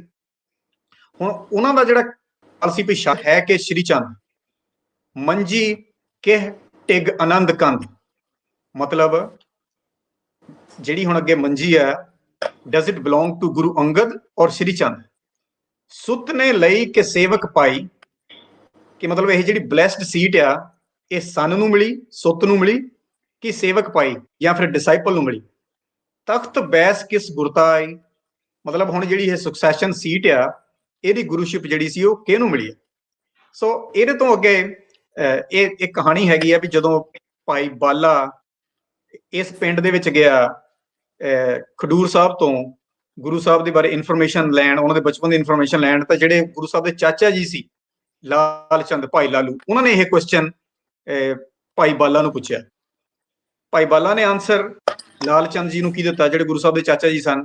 ਬੜੇ ਧਿਆਨ ਨਾਲ ਸੁਣਨ ਵਾਲੀ ਗੱਲ ਹੈ ਢਿੱਲੋਂ ਸਾਹਿਬ, ਉਹ ਬੜਾ ਕਲੀਅਰਲੀ ਕਹਿੰਦੇ ਆ, ਦੋਹਰਾ ਕਹਿ ਬਾਲਾ ਅੰਗਦ ਗੁਰ ਜਿਹ ਸ੍ਰੀ ਨਾਨਕਾ, ਪੰਜ ਪੈਸੇ ਪੰਜ ਨਲੇਰ ਧਰ ਸਿਰ ਨਿਵਾਏ ਦੇ ਥਾਪ। ਸੋ ਬਾਲਾ ਕਹਿੰਦਾ ਵੀ ਗੁਰੂ ਨਾਨਕ ਦੇਵ ਜੀ ਨੇ ਗੁਰਗੱਦੀ ਜਿਹੜੀ ਹੈਗੀ ਆ ਗੁਰੂ ਅੰਗਦ ਨੂੰ ਦੇਤੀ ਆ, ਤੇ ਉਹਨਾਂ ਨੇ ਉਹਨਾਂ ਨੂੰ 5 ਪੈਸੇ ਤੇ ਇੱਕ ਜਿਹੜਾ ਨਾਰੀਅਲ ਸੀ ਉਹ ਦੇ ਕੇ ਤੇ ਜਿਹੜੀ ਗੁਰਗੱਦੀ ਹੈਗੀ ਆ ਉਹ ਗੁਰੂ ਅੰਗਦ ਦੇਵ ਜੀ ਨੂੰ ਦੇਤੀ ਹੈ। ਮਤਲਬ ਇਹ ਗੱਲ ਬਹੁਤ ਕਲੀਅਰਲੀ, ਹੁਣ ਦੇਖੋ ਬਾਲਾ ਜਨਮ ਸਾਖੀ ਆਪਣੇ ਆਪ ਚ ਕੰਟਰੋਵਰਸ਼ਲ ਹੈਗੀ ਆ, ਭਾਵੇਂ ਉਹ ਸਾਰੀ ਚੀਜ਼ਾਂ ਹੈਗੀਆਂ, ਪਰ ਤਾਂ ਵੀ ਆਪਾਂ ਜਦੋਂ ਕੋਈ ਹਿਸਟੋਰੀਕਲ ਚੀਜ਼ਾਂ ਲੱਭਦੇ ਆ, ਇਹ ਕੁਝ ਲਾਈਨਾਂ ਉਹਦੇ ਵਿੱਚੋਂ ਕਲੀਅਰ ਮਿਲ ਜਾਂਦੀਆਂ ਵੀ ਜਿਹੜੀ ਗੁਰਗੱਦੀ ਸੀਗੀ ਇਹਦੇ ਬਾਰੇ ਕੁਐਸਚਨ ਤਾਂ ਜ਼ਰੂਰ ਕੀਤਾ ਗਿਆ ਗੁਰੂ ਸਾਹਿਬ ਦੇ ਪਰਿਵਾਰ ਵੱਲੋਂ, ਜਿਹੜੇ ਤਲਵੰਡੀ ਰਹਿੰਦੇ ਸੀ, ਕਿ ਕਿਹਨੂੰ ਮਿਲੀ ਆ, ਕਿਉਂਕਿ ਕੁਐਸਚਨ ਉਹਨਾਂ ਨੇ ਬੜਾ ਕਲੀਅਰਲੀ ਇਹਦੇ ਮੁਤਾਬਕ ਜਿਹੜਾ ਹੈਗਾ ਉਹ ਕੀਤਾ। ਉਹ ਕਹਿੰਦੇ ਆ ਵੀ, ਮੈਂ ਦੁਬਾਰਾ ਲਾਈਨਾਂ ਬੋਲ ਦੇਣਾ ਜਿਹੜੀਆਂ ਚਾਚਾ ਲਾਲ ਚੰਦ ਜੀ ਵੱਲੋਂ ਕਹੀਆਂ ਜਾ ਰਹੀਆਂ। ਗੁਰ ਅੰਗਦ ਹੈ ਕਿ ਸ੍ਰੀ ਚੰਦ, ਮੰਜੀ ਢਿਗ ਆਨੰਦ ਕੰਦ, ਸੁਤਨੇ ਲਈ ਕਿ ਸੇਵਕ ਪਾਈ, ਤਖਤ ਬੈਸ ਕਿਸ ਗੁਰਤਾਈ। ਵੀ ਮਤਲਬ ਬੇਟੇ ਨੂੰ ਮਿਲੀ ਕਿ ਉਹਨੂੰ ਮਿਲੀ, ਜਿਹਦਾ ਆਨਸਰ ਵਿੱਚ ਭਾਈ ਬਾਲਾ ਫਿਰ ਬਹੁਤ ਕਲੀਅਰਲੀ ਕਹਿੰਦੇ ਆ, ਅੰਗਦ ਗੁਰ ਜਿਹ ਸ੍ਰੀ ਨਾਨਕ ਆਪ, ਵੀ ਜਿੱਦਾਂ ਗੁਰੂ ਨਾਨਕ ਦੇਵ ਜੀ ਹੈਗੇ ਆ, ਉਹਨਾਂ ਦੀ ਜਿਹੜੀ ਜੋਤ ਹੈਗੀ ਆ ਹੁਣ ਗੁਰੂ ਅੰਗਦ ਦੇਵ ਜੀ ਹੈਗੇ ਆ। ਪੈਸੇ ਪੰਚ ਨਲੇਰ ਧਰ ਸਿਰ ਨਿਵਾਏ ਦਿਓ ਥਾਪ, ਵੀ ਉਹਨਾਂ ਨੇ ਉਹਨਾਂ ਨੂੰ ਹੁਣ ਜਿਹੜੀ ਹੈਗੀ ਗੁਰਗੱਦੀ ਜਿਹੜੀ ਉਹ ਥਾਪ ਦਿੱਤੀ ਹੈ। ਸੋ ਇਸ ਕਰਕੇ ਇਹ ਪੁਰਾਤਨ ਲਿਖਤਾਂ ਦੇ ਵਿੱਚ ਆਪਾਂ ਨੂੰ ਜਿਹੜੀ ਚੀਜ਼ ਮਿਲ ਜਾਂਦੀ ਹੈ ਵੀ ਇਹ ਕਲੀਅਰ ਹੋ ਗਿਆ ਸੀ, ਕੋਈ ਸ਼ੱਕ ਨਹੀਂ ਸੀ, ਕੋਈ ਸ਼ੁਭਾ ਨਹੀਂ ਸੀ ਕਿ ਜਿਹੜੀ ਗੁਰਗੱਦੀ ਹੈ ਉਹ ਅੰਗਦ ਦੇਵ ਜੀ ਨੂੰ ਦਿੱਤੀ ਗਈ। ਇਹ ਲਾਈਨਾਂ ਜਿਹੜੀਆਂ ਤੁਸੀਂ ਹੁਣ ਦੱਸਣੀਆਂ, ਇਹ ਕਿਹੜੀ ਬੁੱਕ ਚੋਂ ਲਈਆਂ, ਤੁਸੀਂ ਕਿੱਥੋਂ? ਇਹ ਜੀ ਮੈਂ ਗੁਰਪ੍ਰਤਾਪ ਸੂਰਜ ਪ੍ਰਕਾਸ਼ ਗ੍ਰੰਥ ਬਾਈ ਕਵੀ ਸੰਤੋਖ ਸਿੰਘ, ਇਹ ਵੀ ਮਿਡ 19th ਸੈਂਚੁਰੀ ਕਿਤਾਬ ਹੈਗੀ, ਉਹਦਾ ਪੂਰਵ ਅਧਿਆਇ ਉਹਦੇ ਵਿੱਚੋਂ ਲਈਆਂ, ਉਹਦੇ ਵਿੱਚ ਦੱਸਿਆ। ਅੱਛਾ ਡਾਕਟਰ ਸਾਹਿਬ, ਪਾਕਿਸਤਾਨ ਦੇ ਹਿਸਟਰੀ ਰਿਸਰਚਰ ਨੂੰ ਤੇ ਗੁਰਮੁਖੀ ਪੜ੍ਹਨੀ ਨਹੀਂ ਆਉਂਦੀ, ਕੀ ਤੁਸੀਂ ਇਸ ਤਰ੍ਹਾਂ ਦੀਆਂ ਲਾਈਨਸ ਤੁਹਾਡੀ ਬੁੱਕ ਵਿੱਚ ਇੰਗਲਿਸ਼ ਵੀ ਆ ਤੇ ਗੁਰਮੁਖੀ ਵੀ ਆ, ਪੰਜਾਬੀ ਵਿੱਚ ਵੀ ਦਿੱਤੀਆਂ ਹਨ? ਹਾਂਜੀ, ਮੈਂ ਇੱਥੇ ਤੁਹਾਨੂੰ ਢਿੱਲੋਂ ਸਾਹਿਬ ਦਿਖਾ ਰਿਹਾ। ਆਪਾਂ ਆਪਣੀ ਕਿਤਾਬ ਦੇ ਵਿੱਚ ਇਹਦੇ ਨਾਲ ਨਾ ਇੰਗਲਿਸ਼ ਟ੍ਰਾਂਸਲੇਸ਼ਨ ਇਸੇ ਕਰਕੇ ਲਿਖੀ ਹੈ, ਤੁਸੀਂ ਜੇ ਧਿਆਨ ਨਾਲ ਦੇਖੋ ਕਿ ਆਪਾਂ ਗੁਰਮੁਖੀ ਵੀ ਲਿਖੀ ਆ ਤੇ ਨਾਲ ਸਾਰੀਆਂ ਚੀਜ਼ਾਂ ਹੈ, ਕਿਉਂਕਿ ਜਿਹੜੇ ਵਿਦੇਸ਼ਾਂ 'ਚ ਰਹਿਣ ਵਾਲੇ ਅਮਰੀਕਨ ਹਿਸਟੋਰੀਅਨ ਵੀ ਹੈਗੇ ਆ, ਉਹਨਾਂ ਨੂੰ ਵੀ ਇੱਥੋਂ ਹੀ ਇਹੀ ਪ੍ਰੋਬਲਮ ਆਉਂਦੀ ਹੈ ਕਿ ਜਿਹੜਾ ਉਹ ਸਾਊਥ ਏਸ਼ੀਆ ਤੋਂ ਜਿੱਦਾਂ ਲਿਟਰੇਚਰ ਜਿਹੜਾ ਹੈਗਾ ਪੁਰਾਣਾ ਸਾਰਾ ਹੀ, ਉਹ ਉਹਨਾਂ ਨੂੰ ਉਸ ਲੈਂਗੁਏਜ 'ਚ ਮਿਲਦਾ, ਜਿਹੜੇ ਅੱਜ ਕੱਲ੍ਹ ਜਿਹੜੇ ਅੱਗੇ ਬੱਚੇ ਜਾਂ ਨਵੇਂ ਹਿਸਟੋਰੀਅਨਸ ਹੈ ਉਹ ਪੁਰਾਣਾ ਨਹੀਂ ਪੜ੍ਹ ਸਕਦੇ। ਸੋ ਇਸ ਕਰਕੇ ਆਪਾਂ ਆਪਣੀ ਕਿਤਾਬ ਦੇ ਵਿੱਚ ਇਹ ਸਾਰੀਆਂ ਚੀਜ਼ਾਂ ਜਿਹੜੀਆਂ ਹੈਗੀਆਂ ਇੰਗਲਿਸ਼ ਟ੍ਰਾਂਸਲੇਟ ਕਰਕੇ ਦੇਤੀਆਂ, ਤਾਂ ਕਿ ਪਾਕਿਸਤਾਨ 'ਚ ਰਹਿਣ ਵਾਲੇ historian, heritage researchers, heritage lovers ਜਾਂ ਇੰਟਰਨੈਸ਼ਨਲ ਕਿਤੇ ਵੀ ਹੋਣ, ਉਹ ਇਹਦੇ ਉੱਤੇ ਫਰਦਰ ਰਿਸਰਚ ਤਾਂ ਹੀ ਕਰ ਸਕਦੇ ਜੇ ਇਹਦੀ ਆਪਾਂ ਨਾਲ ਨਾਲ ਇੰਗਲਿਸ਼ ਟ੍ਰਾਂਸਲੇਸ਼ਨ ਦੇ ਦਈਏ। ਸੋ ਇਸ ਕਰਕੇ ਆਪਾਂ ਪੰਜਾਬੀ 'ਚ ਵੀ ਲਿਖਿਆ, ਗੁਰਮੁਖੀ 'ਚ ਵੀ ਲਿਖਿਆ, ਇੰਗਲਿਸ਼ 'ਚ ਵੀ ਲਿਖਿਆ। ਗੁਰਮੁਖੀ 'ਚ ਮੈਂ ਤਾਂ ਨਾਲ ਲਿਖਿਆ ਕਿਉਂਕਿ ਕਈ ਵਾਰੀ ਮੇਰੇ ਕੋਲੋਂ ਟ੍ਰਾਂਸਲੇਸ਼ਨ ਕਰਦਿਆਂ ਵੀ ਕੋਈ 19-21 ਦਾ ਫਰਕ ਪੈ ਸਕਦਾ। ਸੋ ਇਸ ਕਰਕੇ ਐਗਜ਼ੈਕਟ ਵੀ ਉਹਦੇ ਵਿੱਚ ਕੋਈ ਆਵੇ ਨਾ ਗੱਲ ਨੂੰ, ਹਾਂ, ਤਾਂ ਕਿ ਮੇਰੇ ਟ੍ਰਾਂਸਲੇਸ਼ਨ ਕਰਨ ਦੇ ਵਿੱਚ ਕੋਈ 19-21 ਨਾ ਹੋ ਜਾਵੇ। ਇਸ ਕਰਕੇ ਮੈਂ ਓਰੀਜਨਲ ਜਿੱਥੋਂ ਕੋਟ ਲਿਆ ਉਹ ਵੀ ਮੈਂ ਜਿਹੜਾ ਨਾਲ ਲਿਖ ਦਿੱਤਾ, ਤਾਂ ਕਿ ਜੇ ਕਿਸੇ ਨੇ ਕੁਝ ਦਰੁਸਤੀ ਕਰਨੀ ਹੋਵੇ, ਕਿਸੇ ਨੇ ਕੱਲ ਨੂੰ ਉਰਦੂ 'ਚ ਜਾਂ ਕਿਸੇ ਹੋਰ ਲੈਂਗੁਏਜ ਕਰਨਾ ਹੋਵੇ, ਉਹ ਗੁਰਮੁਖੀ ਤੋਂ ਕਰੇ, ਤਾਂ ਕਿ ਉਹਨੂੰ ਥੋੜਾ ਜਿਹਾ ਜਿਹੜਾ ਹੈਗਾ ਵੀ ਉਹ ਹੋਰ ਰੈਫਰੈਂਸ ਕਲੀਅਰ ਹੋ ਜਾਂਦਾ, ਨਹੀਂ ਤਾਂ ਇੱਕ ਗਲਤੀ ਅੱਗੇ ਦੀ ਅੱਗੇ ਜਿਹੜੀ ਉਹ ਰਿਪੀਟ ਹੁੰਦੀ ਜਾਂਦੀ। ਜੀ ਢਿੱਲੋਂ ਸਾਹਿਬ। ਅੱਛਾ ਡਾਕਟਰ ਸਾਹਿਬ, ਇਹ ਦੱਸਿਓ ਕੋਈ ਇਸ ਤਰ੍ਹਾਂ ਦਾ ਹਵਾਲਾ ਮਿਲਦਾ ਵੀ ਸ੍ਰੀ ਚੰਦ ਤੇ ਗੁਰੂ ਅੰਗਦ ਦੇਵ ਜੀ ਦੇ ਨਾਲ ਤਾਲੁਕਾਤ ਜਿਹੜੇ ਕੋਈ ਚੰਗੇ ਨਹੀਂ ਸਨ? ਹਾਂਜੀ ਢਿੱਲੋਂ ਸਾਹਿਬ, ਇਹ ਕਾਫੀ ਹਵਾਲੇ ਮਿਲਦੇ ਆ, ਕਈ ਕਿਤਾਬਾਂ ਹੈਗੀਆਂ ਨੇ ਜਿਨ੍ਹਾਂ ਵਿੱਚ ਇਹ ਵੀ ਅਗੇਨ ਕੰਟਰੋਵਰਸ਼ਲ ਹੈਗਾ। ਜਿਹੜਾ ਉਦਾਸੀ ਲਿਟਰੇਚਰ ਹੈ ਉਹਦੇ ਵੱਲੋਂ ਇਹ ਹੈ ਕਿ ਕੋਈ ਇਹੋ ਜਿਹੀ ਦੋਹਾਂ ਦੇ ਵਿੱਚ ਕੋਈ ਮਨਮੁਟਾਵ ਨਹੀਂ ਸੀ, ਪਰ ਹੋਰ ਕਿੰਨੇ ਲਿਟਰੇਚਰ ਹੈਗੇ ਆ ਜਿਨ੍ਹਾਂ ਦੇ ਵਿੱਚ ਮੈਂ ਤੁਹਾਨੂੰ ਸਭ ਤੋਂ ਇੱਕ ਪੁਰਾਣੀ ਕਿਤਾਬ ਜਿਹੜੀ ਮੈਂ ਹੁਣ ਜਿਹਦੇ ਚੋਂ ਜ਼ਿਕਰ ਕਰ ਰਿਹਾ, ਉਹਦੇ ਵਿੱਚ ਸਾਫ਼ ਲਿਖਿਆ ਹੋਇਆ ਇਹ ਲਾਈਨ, 2 ਦਰਬਾਰ ਲੱਗੇ ਲੱਗਣ, ਇੱਕ ਸਾਹਿਬ ਸ੍ਰੀ ਚੰਦ ਤੇ ਦੂਜੇ ਗੁਰੂ ਅੰਗਦ ਦੇ ਸੰਗਤਾਂ ਵਗਣ। ਕਿ ਮਤਲਬ 2 ਸੈਪਰੇਟ ਕੰਗਰੀਗੇਸ਼ਨਸ ਜਿਹੜੀਆਂ ਸੀ ਉਹ ਲੱਗਣੀਆਂ ਸ਼ੁਰੂ ਹੋ ਗਈਆਂ। ਇੱਕ ਸੀਗੀਆਂ ਜਿੱਥੇ ਬਾਬਾ ਸ਼੍ਰੀ ਚੰਦ ਜੀ ਨੂੰ ਮੰਨਣ ਵਾਲੇ ਤੇ ਦੂਜੇ ਸੀਗੇ ਗੁਰੂ ਅੰਗਦ ਦੇਵ ਜੀ ਨੂੰ ਮੰਨਣ ਵਾਲੇ। ਸੋ ਕਹਿ ਲਓ ਕਿ ਇਤਿਹਾਸਿਕ ਸਰੋਤਾਂ ਤੋਂ ਲੱਗਦਾ ਹੈ ਵੀ ਉਸ ਵੇਲੇ ਜਿਹੜੇ ਸੀ ਸਿੱਖ ਸੀ ਜਿਹੜੇ, ਉਹਨਾਂ 'ਚ ਥੋੜਾ ਜਿਹਾ ਡਿਵੀਜ਼ਨ ਹੋ ਗਈ ਸੀ। ਕੁਝ ਦੂਜੇ ਸ੍ਰੀ ਗੁਰੂ ਅੰਗਦ ਦੇਵ ਜੀ ਵੱਲ ਜਾਣੇ ਸ਼ੁਰੂ ਹੋ ਗਏ ਸੀ ਤੇ ਕੁਝ ਜਿਹੜੇ ਸੀ ਉਹ ਜਿਹੜੇ ਆਪਣੇ ਬਾਬਾ ਸ਼੍ਰੀ ਚੰਦ ਇਹਨਾਂ ਵੱਲ ਜਾਣੇ ਸ਼ੁਰੂ ਹੋ ਗਏ ਸੀ। ਸੋ ਕੁਝ ਨਾ ਕੁਝ ਜਿਹੜਾ ਸੀ ਉਸ ਵੇਲੇ ਫਰਕ ਗੁਰੂ ਸਾਹਿਬ ਦੇ ਸੰਸਕਾਰ ਤੋਂ ਬਾਅਦ ਹੀ ਕਹਿ ਲਓ ਵੀ ਕੁਝ ਜਿਹੜੀਆਂ ਸਾਖੀਆਂ ਜਿਹੜੀਆਂ ਹੈਗੀਆਂ ਆਉਣੀਆਂ ਸ਼ੁਰੂ ਹੋ ਜਾਂਦੀਆਂ ਹੈ ਇਤਿਹਾਸ ਦੇ ਵਿੱਚ, ਜਿਨ੍ਹਾਂ ਚੋਂ ਲੱਗਦਾ ਹੈ ਕਿ ਕੁਛ ਨਾ ਕੁਛ, ਜੇ ਜ਼ਿਆਦਾ ਨਹੀਂ ਹਲਕਾ, ਕੁਛ ਨਾ ਕੁਛ ਮਨ ਮੁਟਾਵ ਤੇ ਜ਼ਰੂਰ ਜਿਹੜਾ ਸੀ ਉਹ ਸੀਗਾ ਇਹਨਾਂ ਦੇ ਵਿੱਚ। ਅੱਛਾ ਡਾਕਟਰ ਸਾਹਿਬ ਇਹ ਦੱਸੋ, ਪੜ੍ਹਿਆ ਕੀ ਆ ਵੀ ਬਾਬੇ ਹੋਣਾ ਦੀ ਉਮਰ ਬੜੀ ਸੀ, ਬਾਬਾ ਸ਼੍ਰੀ ਚੰਦ ਦੀ ਵਾਹਵਾ ਉਮਰ ਹੋਈ ਉਹਨਾਂ ਦੀ 120 ਦੇ ਕੋਲ ਸੀ, ਤੇ ਇਹਦੇ ਗੁਰੂ ਅੰਗਦ ਦੇਵ ਜੀ ਤੋਂ ਬਾਅਦ ਦੂਜੇ ਸਿੱਖ ਗੁਰੂ ਦੇ ਨਾਲ ਇਹਨਾਂ ਦਾ ਰਿਲੇਸ਼ਨ ਕਿੱਦਾਂ ਦੇ? ਹਾਂਜੀ, ਇਹ ਹੁਣ ਜਿੱਦਾਂ ਮੈਂ ਤੁਹਾਨੂੰ ਆਹ ਪਹਿਲੀ ਲਾਈਨ ਦੱਸ ਕੇ ਹਟਿਆ, ਦੋ ਦਰਬਾਰ ਲੱਗੇ ਲੱਗਣ, ਇੱਕ ਸਾਹਿਬ ਸ੍ਰੀ ਚੰਦ ਤੇ ਦੂਜੇ ਗੁਰੂ ਅੰਗਦ ਦੇ ਸੰਗਤਾਂ ਵਗਣ, ਇਹ ਹੈਗੀ ਆ ਕਿਤਾਬ ਚੋਂ ਬੰਸਾਵਲੀਨਾਮਾ ਦਸਾਂ ਪਾਤਸ਼ਾਹੀਆਂ ਕਾ, ਕੇਸਰ ਸਿੰਘ ਛਿੱਬਰ ਦੀ ਕਿਤਾਬ ਹੈ, 1769 ਦੇ ਵਿੱਚ ਲਿਖੀ ਹੋਈ।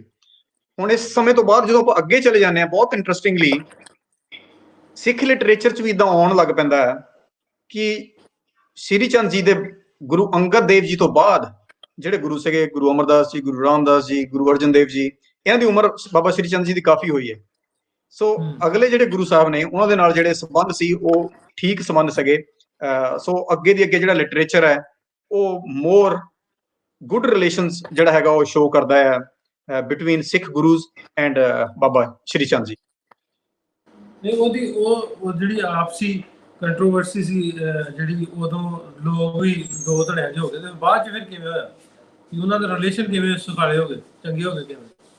ਹਾਂਜੀ, ਇਹ ਕੁਝ ਜਿਹੜਾ ਹੈ ਨਾ, this is matter of big research. ਵੀ ਮਤਲਬ ਉਹ ਹੁਣ ਜਿਹੜੇ ਦੋ ਧੜੇ ਬਣੇ ਵੀ, ਉਹ ਵੀ ਮੈਂ ਤੁਹਾਨੂੰ ਇੱਕ ਕਿਤਾਬ ਚੋਂ ਤਾਂ ਹੀ ਉਹਦਾ ਨਾਮ ਕਿਤਾਬ ਦੱਸਿਆ ਕਿ ਕੀ ਉਹ ਵਾਕਈ ਬਣੇ ਸਨ ਕਿ ਨਹੀਂ ਬਣੇ। ਮਤਲਬ ਇਹ ਕਹਿਣਾ, ਮਤਲਬ ਕਈ ਹਿਸਟੋਰੀਅਨ ਨੇ ਜਿਹੜੇ ਨਹੀਂ ਸਮਝਦੇ ਪਈ ਇਹ ਦੋ ਧੜੇ ਬਣ ਗਏ ਸੀਗੇ, ਕਈ ਸਮਝਦੇ ਵੀ ਠੀਕ ਹੈ ਉਹਨੇ ਆਪਣਾ ਥੋੜਾ ਜਿਹਾ ਅਲੱਗ ਸਟਾਈਲ ਰੱਖਿਆ, ਪਰ ਤਾਂ ਵੀ ਉਹ ਜਿਹੜਾ ਸੀ ਸਿੱਖ ਸੰਗਤ ਨੂੰ ਪੂਰੀ ਜਿਹੜੀ ਰਿਸਪੈਕਟ ਦਿੰਦਾ ਹੁੰਦਾ ਸੀਗਾ। ਪਰ ਇਹ ਕੰਟਰੋਵਰਸੀ ਦੇ ਲਈ ਮੈਂ ਤੁਹਾਨੂੰ ਇੱਕ ਐਗਜ਼ਾਮਪਲ ਦਿੰਦਾ, ਜਿਹਦੇ ਵਿੱਚ ਜਿਹੜਾ ਵੀ ਪਤਾ ਲੱਗਦਾ ਵੀ ਇਹ ਜਿਹੜੀਆਂ ਚੀਜ਼ਾਂ ਹੈਗੀਆਂ ਇਹ ਇੰਨੀਆਂ ਕਲੀਅਰ ਨਹੀਂ ਹੈਗੀਆਂ। ਮਤਲਬ ਉਹ ਕਿਸੇ ਨੇ ਉਸ ਚੀਜ਼ ਨੂੰ ਹੋਰ ਤਰ੍ਹਾਂ ਲਿਖਿਆ ਹੋਇਆ, ਕਿਸੇ ਨੇ ਉਸ ਚੀਜ਼ ਨੂੰ ਜਿਹੜਾ ਡਿਫਰੈਂਟ ਲਿਖਿਆ ਹੋਇਆ। ਮੈਂ ਤੁਹਾਨੂੰ ਇੱਕ ਉਹਦੇ ਵਿੱਚੋਂ ਐਗਜ਼ਾਮਪਲ ਦੇਣ ਲੱਗਾ ਢਿੱਲੋਂ ਸਾਹਿਬ। ਭਾਈ ਬੰਨੂ ਪ੍ਰਕਾਸ਼ ਇੱਕ ਕਿਤਾਬ ਹੈ ਗਿਆਨੀ ਜਵਾਹਰ ਸਿੰਘ ਦੀ ਲਿਖੀ ਹੋਈ, 1855 ਦੀ, ਠੀਕ ਹੈ। ਭਾਈ ਬੰਨੂ ਪ੍ਰਕਾਸ਼ ਦੇ ਵਿੱਚ ਉਹ ਲਿਖਦੇ ਆ, ਜਦੋਂ ਗੁਰੂ ਅਮਰਦਾਸ ਜੀ ਜਦੋਂ ਇੱਥੇ ਲਾਹੌਰ ਆਏ ਤੇ ਉਹਨਾਂ ਨੇ ਟਾਹਲੀ ਜਿਹੜੀ ਸੀ ਬਾਬਾ ਸ਼੍ਰੀ ਚੰਦ ਜੀ ਉਹਨੂੰ ਵਿਜ਼ਿਟ ਕੀਤਾ, ਇਸ ਜਗ੍ਹਾ ਤੇ ਜਿਹਦੇ ਉੱਪਰ ਆਪਾਂ ਅੱਜ ਚੈਪਟਰ ਕਰ ਰਹੇ ਹਾਂ, ਟਾਹਲੀ ਸਾਹਿਬ ਲਾਹੌਰ। ਇਸ ਜਗ੍ਹਾ ਦੇ ਉੱਤੇ ਗੁਰੂ ਅਮਰਦਾਸ ਜੀ ਜਿਹੜੇ ਸਿੱਖਾਂ ਦੇ ਤੀਜੇ ਗੁਰੂ ਨੇ, ਉਹਨਾਂ ਨੇ ਵਿਜ਼ਿਟ ਕੀਤਾ। ਉੱਥੇ ਉਸ ਬਾਰੇ ਕੀ ਲਾਈਨਾਂ ਲਿਖਦੇ ਆ ਗਿਆਨੀ ਜਵਾਹਰ ਸਿੰਘ ਆਪਣੀ ਕਿਤਾਬ ਭਾਈ ਬੰਨੂ ਪ੍ਰਕਾਸ਼ ਦੇ ਵਿੱਚ 1855 ਚ ਜਿਹੜੀ ਲਿਖੀ ਗਈ ਹੈ। ਇਹ ਭਾਈ ਬੰਨੂ ਪ੍ਰਕਾਸ਼ ਜਿਹੜੀ ਕਿਤਾਬ ਹੈ ਗੁਜਰਾਤ ਦੇ ਇਲਾਕੇ ਜਿਹੜਾ ਪਾਕਿਸਤਾਨ ਚ ਹੈਗਾ ਉੱਥੇ ਕਿਤਾਬ ਲਿਖੀ ਗਈ ਹੈ। ਬੜੀ ਇੰਟਰਸਟਿੰਗ ਬੁੱਕ ਹੈਗੀ ਹੈ, ਬਹੁਤ ਘੱਟ ਇਹਨੂੰ ਸਿੱਖ ਹਿਸਟੋਰੀਅਨਸ ਨੇ ਯੂਜ਼ ਕੀਤਾ। ਵੈਸੇ ਇਹ ਉਹ ਚ ਲਿਖਦੇ ਆ, ਸਭ ਸੰਗਤ ਕੋ ਸੰਗ ਲੈ ਗਵਨ ਕਰਾ ਸੁਖ ਰਾਸਾ, ਜਿਹ ਸਥਾਨ ਸ਼੍ਰੀ ਚੰਦ ਕੋ ਆਏ ਤਿਸਕੇ ਪਾਸਾ, ਸ਼੍ਰੀ ਚੰਦ ਕੀ ਟਾਹਲੀ ਤਹਾਂ ਬਖਾਨੀ ਹੈ। ਉਹ ਕਹਿੰਦੇ ਵੀ ਜਦੋਂ ਤੀਜੇ ਪਾਤਸ਼ਾਹੀ ਆਪਣੇ ਜਿਹੜੇ ਸਿੱਖ ਸੰਗਤ ਉੱਥੇ ਪਹੁੰਚੇ, ਕਿੱਥੇ ਪਹੁੰਚੇ? ਜਿੱਥੇ ਬਾਬਾ ਸ਼੍ਰੀ ਚੰਦ ਜੀ ਦੀ ਟਾਹਲੀ ਹੈ, ਉਸ ਜਗ੍ਹਾ ਦੇ ਉੱਤੇ ਜਿਹੜਾ ਪਹੁੰਚ ਸੀ, ਉਹਨਾਂ ਨੇ ਜਿਹੜਾ ਸੀ ਉਹ ਉਸ ਸਥਾਨ ਤੇ ਜਾ ਕੇ ਉਹਨਾਂ ਨੇ ਜਿਹੜਾ ਸੀ ਉਹ ਵਿਜ਼ਿਟ ਕੀਤਾ, ਸ਼੍ਰੀ ਚੰਦ ਕੀ ਟਾਹਲੀ ਤਹਾਂ ਬਖਾਨੀ ਹੈ। ਸੋ ਇੱਥੋਂ ਇਹ ਲੱਗਦਾ ਕਿ ਗੁਰੂ ਅਮਰਦਾਸ ਜੀ ਨੇ ਉਹ ਜਿਹੜੀ ਜਗ੍ਹਾ ਵਿਜ਼ਿਟ ਕੀਤੀ ਸੀਗੀ। ਪਰ ਜੇ ਹੁਣ ਆਪਾਂ ਵੈਸੇ ਹਿਸਟਰੀ 'ਚ ਦੇਖਦੇ ਹਾਂ, ਜਿਹੜੇ ਤੀਜੇ ਗੁਰੂ ਨੇ ਗੁਰੂ ਅਮਰਦਾਸ ਜੀ, ਇਨਫੈਕਟ ਇਹਨਾਂ ਨੇ ਹੁਣ ਜਿਹੜੇ ਬਾਬਾ ਸ਼੍ਰੀ ਚੰਦ ਜੀ ਨੇ, ਜਿਵੇਂ ਪਹਿਲਾਂ ਮੈਂ ਦੱਸ ਕੇ ਹਟਿਆ, ਇਹਨਾਂ ਨੇ ਆਪਣਾ ਜਿਹੜਾ ਉਦਾਸੀ ਸੈਕਟ ਹੈ ਉਹ ਸ਼ੁਰੂ ਕਰ ਲਿਆ ਸੀ, ਜਿਹਦੇ ਕੀ ਵਿੱਚ ਇਹ ਸੀ ਕਿ ਸੰਨਿਆਸੀ ਹੋਣਾ, ਕਿ ਮਤਲਬ ਜਿਹੜੇ ਪਰਿਵਾਰਕ ਰਿਸ਼ਤੇ ਆ ਜਿਹੜੇ ਉਹ ਤੋੜ ਦੋ, ਕਿ ਮਤਲਬ ਤੁਸੀਂ ਹਾਊਸ ਹੋਲਡ ਦੇ ਵਿੱਚ ਨਹੀਂ ਰਹਿਣਾ, ਤੁਸੀਂ ਕਬੀਲਦਾਰੀ ਇਹ ਨਹੀਂ ਹੈਗਾ, ਮਤਲਬ ਤੁਸੀਂ ਦੁਨੀਆ ਦੇ ਨਾਲ ਬਿਲਕੁਲ ਹੀ ਜਿਹੜਾ ਹੈਗਾ ਆਪਣਾ ਕਨੈਕਸ਼ਨ ਆਮ ਲਾਈਫ ਦੇ ਨਾਲੋਂ ਡਿਸਕਨੈਕਟ ਕਰ ਦੇਣਾ। ਤੇ ਗੁਰੂ ਅਮਰਦਾਸ ਜੀ ਨੂੰ ਇਸ ਚੀਜ਼ ਦਾ ਕ੍ਰੈਡਿਟ ਦਿੱਤਾ ਜਾਂਦਾ, ਤੀਜੇ ਗੁਰੂ ਸਾਹਿਬ ਨੂੰ, ਕਿ ਜਿਹੜੇ ਸਿੱਖ ਹੈਗੇ ਆ, ਗੁਰੂ ਨਾਨਕ ਦੇਵ ਜੀ ਦੇ ਸਿੱਖ ਹੈਗੇ ਆ, ਉਹ ਸੈਲੀਬ੍ਰੇਟ ਉਦਾਸੀ ਦੇ ਨਾਲੋਂ ਵੱਖ ਹੈਗੇ। ਇਹ ਹੁਣ ਇੱਕ ਮੈਂ ਤੁਹਾਨੂੰ ਹੋਰ ਦੱਸਣ ਲੱਗਾ, ਕਿਤਾਬ ਜੋਸਫ ਕਨਿੰਗਮ ਦੀ ਕਿਤਾਬ ਹੈਗੀ ਆ, ਇਹ ਹਿਸਟਰੀ ਆਫ ਦਾ ਸਿੱਖਸ। ਇਹ ਕਿਤਾਬ ਲਿਖੀ ਗਈ ਹੈ 1918 ਚ। 1918 ਚ ਉਹ ਲਿਖਦੇ ਆ, the immediate followers of Sri Chand, the son of Guru Nanak, have been regarded almost equally to the disciples of first teachers and adherents of Angad। ਉਹ ਕਹਿੰਦੇ ਵੀ ਜਿਹੜੇ ਇਹਨਾਂ ਦੇ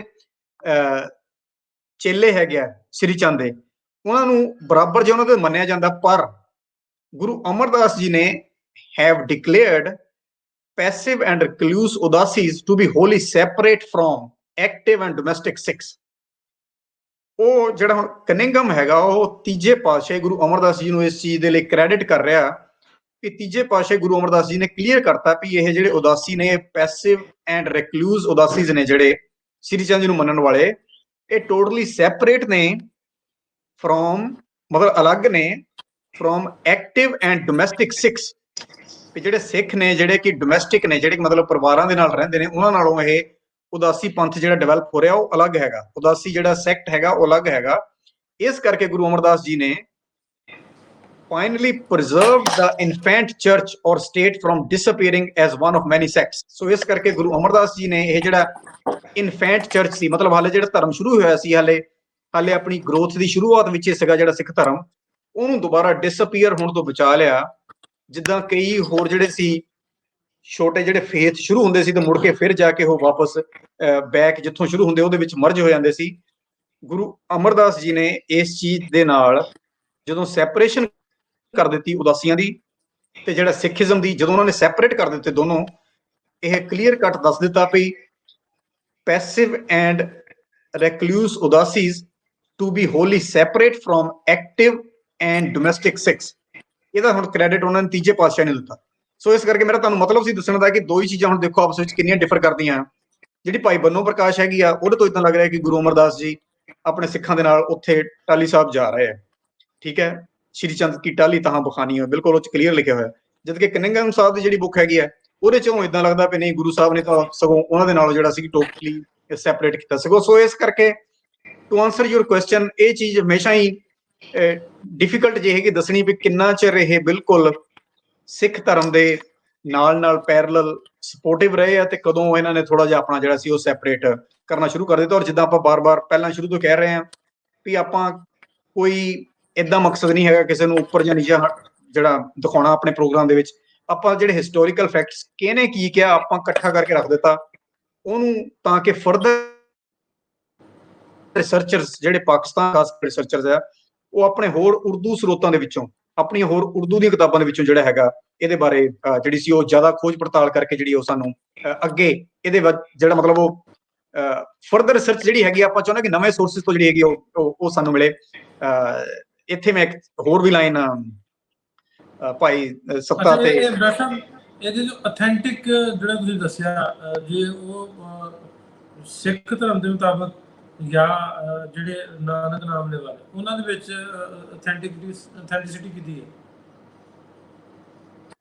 ਦੇਖੋ ਅਸੀਂ ਸਿੱਖ ਧਰਮ ਵਿੱਚ ਸਭ ਤੋਂ ਅਥੈਂਟਿਕ ਚੀਜ਼ ਗੁਰੂ ਗ੍ਰੰਥ ਸਾਹਿਬ ਜੀ ਨੂੰ ਮੰਨਦੇ ਹਾਂ, ਠੀਕ ਹੈ ਨਾ। ਗੁਰੂ ਗ੍ਰੰਥ ਸਾਹਿਬ ਜੀ ਦੀ ਬਾਣੀ ਦੇ ਵਿੱਚ ਭਾਈ ਸੱਤਾ ਬਲਵੰਤ ਦੀਆਂ ਕੁਝ ਸਤਰਾਂ ਜਿਹੜੀਆਂ ਮੈਂ ਤੁਹਾਨੂੰ ਦੱਸ ਦਿੰਦਾ। ਉਹਨਾਂ ਨੇ ਲਿਖਿਆ ਪੁੱਤਰੀ ਕੋਲ ਨਾ ਪਾਲਿਓ ਕਰ ਪੀਰੇ ਕੰਨ ਮੁਰਟੀਏ। ਮਤਲਬ ਉਹ ਹੁਣ ਕਿਹਾ ਜਾਂਦਾ ਵੀ ਇਹ ਜਿਹੜੀ ਲਾਈਨ ਹੈ ਇਹ ਮਤਲਬ ਕਿ ਉਹਨੇ ਗੁਰੂ ਸਾਹਿਬ ਦੀ ਜਿਹੜੀ ਸੀ ਉਹ ਗੱਲ ਨੂੰ ਨਹੀਂ ਮੰਨਿਆ ਤੇ ਉਹਨੇ ਆਪਣੀ ਜਿਹੜੀ ਪਿੱਠ ਸੀ ਗੁਰੂ ਸਾਹਿਬ ਨੂੰ ਦਿਖਾਤੀ। ਦਿਲ ਖੋਟੇ ਆਕੀ ਫਿਰਨੀਏ ਬੰਨੇ ਪਾਰ ਉਚਾਇਨੇ ਛੱਟੀਏ। ਕਿ ਮਤਲਬ ਇਹ ਜਿਹੜੇ ਖੋਟੇ ਦਿਲ ਵਾਲੇ ਸੀਗੇ ਇਹਨਾਂ ਨੇ ਹੁਣ ਜਿਹੜਾ ਸੀ ਉਹ ਰਿਬੈਲੀਅਸ ਹੋ ਗਏ, ਮਤਲਬ ਇਹ ਆਕੀ ਹੋ ਗਏ ਆ ਤੇ ਉਹ ਆਪਣੇ ਪਿੱਠ ਦੇ ਉੱਤੇ ਬਹੁਤ ਜਿਹੜਾ ਭਾਰ ਚੱਕੀ ਫਿਰਦੇ ਆ। ਜਿਨ ਆਖੀ ਸੋਈ ਕਰ ਜਿਨ ਕੀਤੀ ਤਿੰਨੇ ਥੱਟੀ ਹੈ ਕੌਣ ਹਾਰੇ ਕਿਉਂ ਵੱਟੀਏ। ਕਿ ਮਤਲਬ ਜੋ ਗੁਰੂ ਸਾਹਿਬ ਨੇ ਕਿਹਾ ਉਹ ਲਹਿਣੇ ਨੇ, ਭਾਈ ਲਹਿਣੇ ਨੇ ਮੰਨਿਆ, ਜਿਨ੍ਹਾਂ ਨੂੰ ਮੁੜ ਕੇ ਗੁਰਗੱਦੀ ਤੇ ਬਿਠਾ ਕੇ ਗੁਰੂ ਅੰਗਦ ਦੇਵ ਜੀ ਦਾ ਨਾਂ ਦੇ ਦਿੱਤਾ ਗਿਆ। ਕੌਣ ਹਾਰੇ ਕੌਣ ਉਵਟੀ ਹੈ, who has lost and who has won, ਕਿ ਕੌਣ ਜਿੱਤਿਆ ਤੇ ਕੌਣ ਹਾਰਿਆ। ਸੋ ਇਸ ਕਰਕੇ ਇਹ ਹੁਣ ਜਿਹੜੀ ਮੈਂ ਤੁਕ ਤੁਹਾਨੂੰ ਹੁਣ ਦੱਸੀ ਹੈ ਇਹਦਾ ਉਦਾਸੀ ਲਿਟਰੇਚਰ ਵੱਲੋਂ ਕਈ ਜਗ੍ਹਾ ਤੇ ਹਾਲੇ ਵੀ ਉਹ ਜਿੱਦਾਂ ਕਹਿ ਲਓ ਵੀ ਇਸ ਚੀਜ਼ ਦਾ ਉਹ ਫੀਲ ਕਰਦੇ ਆ ਵੀ ਇਹ ਲਾਈਨਾਂ ਜਿਹੜੀਆਂ ਸੀ ਬਾਬਾ ਸ਼੍ਰੀ ਚੰਦ ਜੀ ਦੇ ਬਾਰੇ ਲਿਖੀਆਂ ਗਈਆਂ ਤੇ ਕਿਉਂ ਲਿਖੀਆਂ ਗਈਆਂ। ਤੋ ਇਹ ਕੁਝ ਪੁਆਇੰਟਸ ਹੈਗੇ ਜਿਹੜੇ ਸਿੱਖ ਲਿਟਰੇਚਰ ਜਾਂ ਉਦਾਸੀ ਲਿਟਰੇਚਰ ਦੇ ਵਿੱਚ ਜਿਹੜੀ ਹੈਗੀ ਆ ਇਹ ਹਮੇਸ਼ਾ ਹੀ ਅਕੈਡਮਿਕ ਡਿਸਕਸ਼ਨ ਚੱਲਦੀ ਰਹਿੰਦੀ ਹੈ।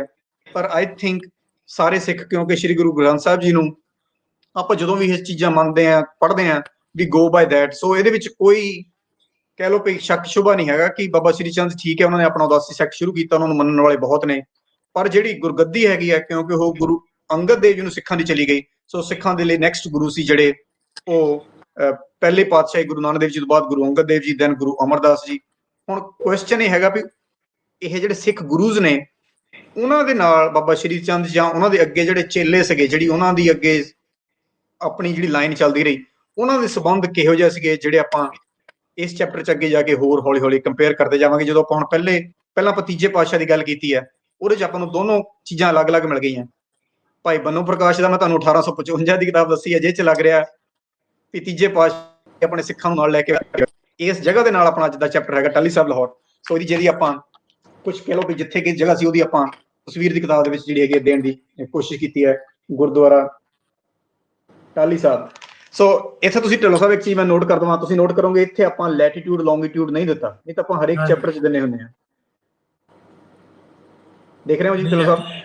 ਹਾਂ, ਇਹਦਾ ਕਾਰਨ ਇਹੀ ਹੈ ਕਿਉਂਕਿ ਇਹਦੀ ਜਗ੍ਹਾ ਐਗਜ਼ੈਕਟਲੀ ਆਪਾਂ ਸ਼ੋਰ ਨਹੀਂ ਹੈਗੀ, ਔਰ ਆਪਾਂ ਕਿਸੇ ਕੋਈ ਹੋਰ ਮੁੱਦਾ ਵੀ ਨਹੀਂ ਇਸ ਚੀਜ਼ ਨੂੰ ਬਣਾਉਣਾ ਚਾਹੁੰਦੇ। ਇਹ ਆਪਾਂ ਨੂੰ ਪਤਾ ਹੈ ਕਿ ਰੇਲਵੇ ਟਰੈਕਸ ਦੇ ਨੇੜੇ ਸੀਗਾ, ਪਰ ਐਗਜ਼ੈਕਟਲੀ ਉਹ ਜਿਹੜੀ ਜਗ੍ਹਾ ਹੈਗੀ ਉਹ ਆਪਾਂ ਨਹੀਂ ਲੱਭ ਸਕੇ। ਇਸ ਕਰਕੇ ਇਹ ਪਤਾ ਹੈ ਵੀ ਲਾਗੇ ਕਿੱਥੇ ਕਿ ਸੀ, ਆਪਾਂ ਉਹਦੇ ਨੇੜੇ ਤਾਂ ਪਹੁੰਚ ਗਏ, ਪਰ ਐਗਜ਼ੈਕਟਲੀ ਆਪਾਂ ਉਸ ਜਗ੍ਹਾ ਤੇ ਜਿਹੜਾ ਸੀ ਉਹ ਨਹੀਂ ਪਹੁੰਚ ਪਾਏ। ਜੀ ਢਿੱਲੋਂ ਸਾਹਿਬ। ਡਾਕਟਰ ਸਾਹਿਬ ਮੈਂ ਕਰਨਾ ਸੀ ਸੈਸ਼ਨ ਤੁਹਾਡੇ ਨਾਲ, ਮੈਂ ਇੰਟਰਨੈਟ ਤੇ ਸਰਚ ਕਰ ਰਿਹਾ ਸੀ ਤੇ ਇੱਕ ਹੋਰ ਫੋਟੋ ਸਾਹਮਣੇ ਆਈ ਸੀ, ਉਹ ਤੁਹਾਨੂੰ ਮੈਂ ਦਿਖਾਉਣਾ। ਜੀ ਜੀ ਇਹਦੇ ਥੋੜੀ ਜਿਹੀ ਪਲੀਜ਼ ਦੱਸੋ। ਢਿੱਲੋਂ ਸਾਹਿਬ ਤੁਸੀਂ ਚੀਜ਼ਾਂ ਲੱਭ ਕੇ ਲਿਆ ਰਹੇ ਹੋ ਇੰਟਰਨੈਟ ਤੋਂ, ਠੀਕ ਹੈ। ਫਸਾਉਣਾ ਵੀ ਹੁੰਦਾ ਨਾ। ਹਾਂ ਬਿਲਕੁਲ ਬਿਲਕੁਲ, ਨਹੀਂ ਠੀਕ ਹੈ। ਇਹ ਤਸਵੀਰ ਵੀ ਕਾਫੀ ਜ਼ਿਆਦਾ ਤੁਸੀਂ ਬਾਬਾ ਸ਼੍ਰੀ ਚੰਦ ਜੀ ਦੀ ਜਦੋਂ ਸਾਖੀ ਪੜ੍ਹੋਗੇ ਨਾਲ ਦੇਖੀ ਜਾਂਦੀ ਹੈ। ਇਹ 'ਚ ਸ਼੍ਰੀ ਗੁਰੂ ਰਾਮਦਾਸ ਜੀ ਨੂੰ ਦਿਖਾਇਆ ਗਿਆ, ਉਹਨਾਂ ਨੇ ਆਪਣੀ ਜਿਹੜੀ ਦਾੜੀ ਹੈਗੀ ਉਹਨੂੰ ਹੱਥ ਨਾਲ ਫੜਿਆ ਹੋਇਆ। ਇਹਦੇ ਲਈ ਇੱਕ ਸਾਖੀ ਜਿਹੜੀ ਮਸ਼ਹੂਰ ਹੈਗੀ ਹੈ ਕਿ ਜਦੋਂ ਇਹ ਹੁਣ ਪਹਿਲਾਂ ਆਪਾਂ ਤੀਜੇ ਪਾਤਸ਼ਾਹ ਦੀ ਗੱਲ ਕਰਕੇ ਹਟੇ ਹਾਂ, ਗੁਰੂ ਅਮਰਦਾਸ ਜੀ ਦੀ, ਹੁਣ ਆ ਗਏ ਆਪਾਂ ਚੌਥੇ ਪਾਤਸ਼ਾਹ ਦੇ ਵੇਲੇ ਸ਼੍ਰੀ ਗੁਰੂ ਰਾਮਦਾਸ ਜੀ ਦੇ ਨਾਲ। ਸ਼੍ਰੀ ਗੁਰੂ ਰਾਮਦਾਸ ਜੀ ਦੇ ਨਾਲ ਜਦੋਂ ਉਹਨਾਂ ਦੀ ਮੁਲਾਕਾਤ ਹੋਈ ਹੈ ਤੇ ਕਿਹਾ ਜਾਂਦਾ ਹੈ ਕਿ ਸ਼੍ਰੀ ਚੰਦ ਜੀ ਨੇ ਵੈਸੇ ਕੈਜੂਅਲੀ ਪੁੱਛਿਆ ਕਿ ਤੁਸੀਂ ਆਪਣੀ ਦਾੜੀ ਜਿਹੜੀ ਹੈਗਾ ਕਿਉਂ ਵਧਾਈ ਹੋਈ ਹੈ, ਤੇ ਗੁਰੂ ਸਾਹਿਬ ਨੇ ਅੱਗਿਓਂ ਕਹਿ ਲਓ ਭਈ ਉਸੇ ਸਟਾਈਲ ਦੇ ਵਿੱਚ, ਉਸੇ ਲਹਿਜੇ ਦੇ ਵਿੱਚ ਜਿਹੜਾ ਸੀ ਉਹ ਆਪਸ ਵਿੱਚ ਉੱਤਰ ਦਿੱਤਾ ਵੀ ਇਸ ਕਰਕੇ ਕੀਤੀ ਹੋਈ ਹੈ ਤਾਂ ਕਿ ਤੁਹਾਡੇ ਵਰਗਿਆਂ ਦੇ ਜਿਹੜੇ ਮੈਂ ਚਰਨ ਝਾੜ ਸਕਾਂ। ਸੋ ਇਸ ਚੀਜ਼ ਤੋਂ ਜਿਹੜੇ ਸੀ ਸ਼੍ਰੀ ਚੰਦ, ਉਹਨਾਂ ਨੇ ਫਿਰ ਆਨਸਰ ਦਿੱਤਾ ਵੀ ਹਾਂਜੀ ਇਹ ਦੇਖੋ ਤੁਹਾਡੇ 'ਚ ਕਿੰਨੀ ਹਲੀਮੀ ਹੈਗੀ ਹੈ, ਇਸ ਕਰਕੇ ਜਿਹੜੀ ਗੁਰਗੱਦੀ ਹੈਗੀ ਹੈ ਤੁਹਾਡੇ ਤੱਕ ਚੱਲਦੀ ਆ ਰਹੀ ਹੈ। ਇਸ ਹਲੀਮੀ ਦੇ ਸਦਕੇ ਹੀ ਮੈਂ ਬੇਵਾਰੀ ਜਾਣਾ, ਜਿੱਥੋਂ ਗੁਰੂ ਸਾਹਿਬ ਨੇ, ਮੇਰੇ ਪਿਤਾ ਜੀ ਗੁਰੂ ਨਾਨਕ ਦੇਵ ਜੀ ਨੇ ਜਿਹੜੀ ਗੁਰਗੱਦੀ ਹੈਗੀ ਹੈ ਸਹੀ ਲਾਈਨ ਤੇ ਚਲਾ ਰਹੀ ਹੈ, ਕਿਉਂਕਿ ਤੁਹਾਡੇ ਵਿੱਚ ਸਾਰਿਆਂ 'ਚ ਹਲੀਮੀ ਬਹੁਤ ਹੈ। ਜਿਹੜੀ ਗੁਰੂ ਨਾਨਕ ਦੇਵ ਜੀ ਪਾਤਸ਼ਾਹ ਦੀ ਅੱਗੇ ਗੁਰਗੱਦੀ ਚੱਲਦੀ ਆ ਰਹੀ ਹੈ, ਜਿਹੜੀ ਹੁਣ ਚੌਥੀ ਜਗ੍ਹਾ ਤੇ ਪਹੁੰਚ ਚੁੱਕੀ ਹੈ, ਉਹਦੇ ਵਿੱਚ ਜਿਹੜੀ ਹਲੀਮੀ ਇੰਨੀ ਹੈ। ਸੋ ਉਸ ਚੀਜ਼ ਨੂੰ ਜਿਹੜੀ ਹੈਗੀ ਆ ਇਹ ਸਾਖੀ ਦਰਸਾਉਂਦੀ ਹੈ। ਚੌਥੇ ਪਾਤਸ਼ਾਹ ਗੁਰੂ ਰਾਮਦਾਸ ਜੀ ਦੇ ਨਾਲ ਬਾਬਾ ਸ਼੍ਰੀ ਚੰਦ ਜੀ ਜਿਹੜੀ ਆ ਤਸਵੀਰ ਤੁਸੀਂ ਦਿਖਾਈ ਹੈ ਇੰਟਰਨੈਟ ਤੋਂ।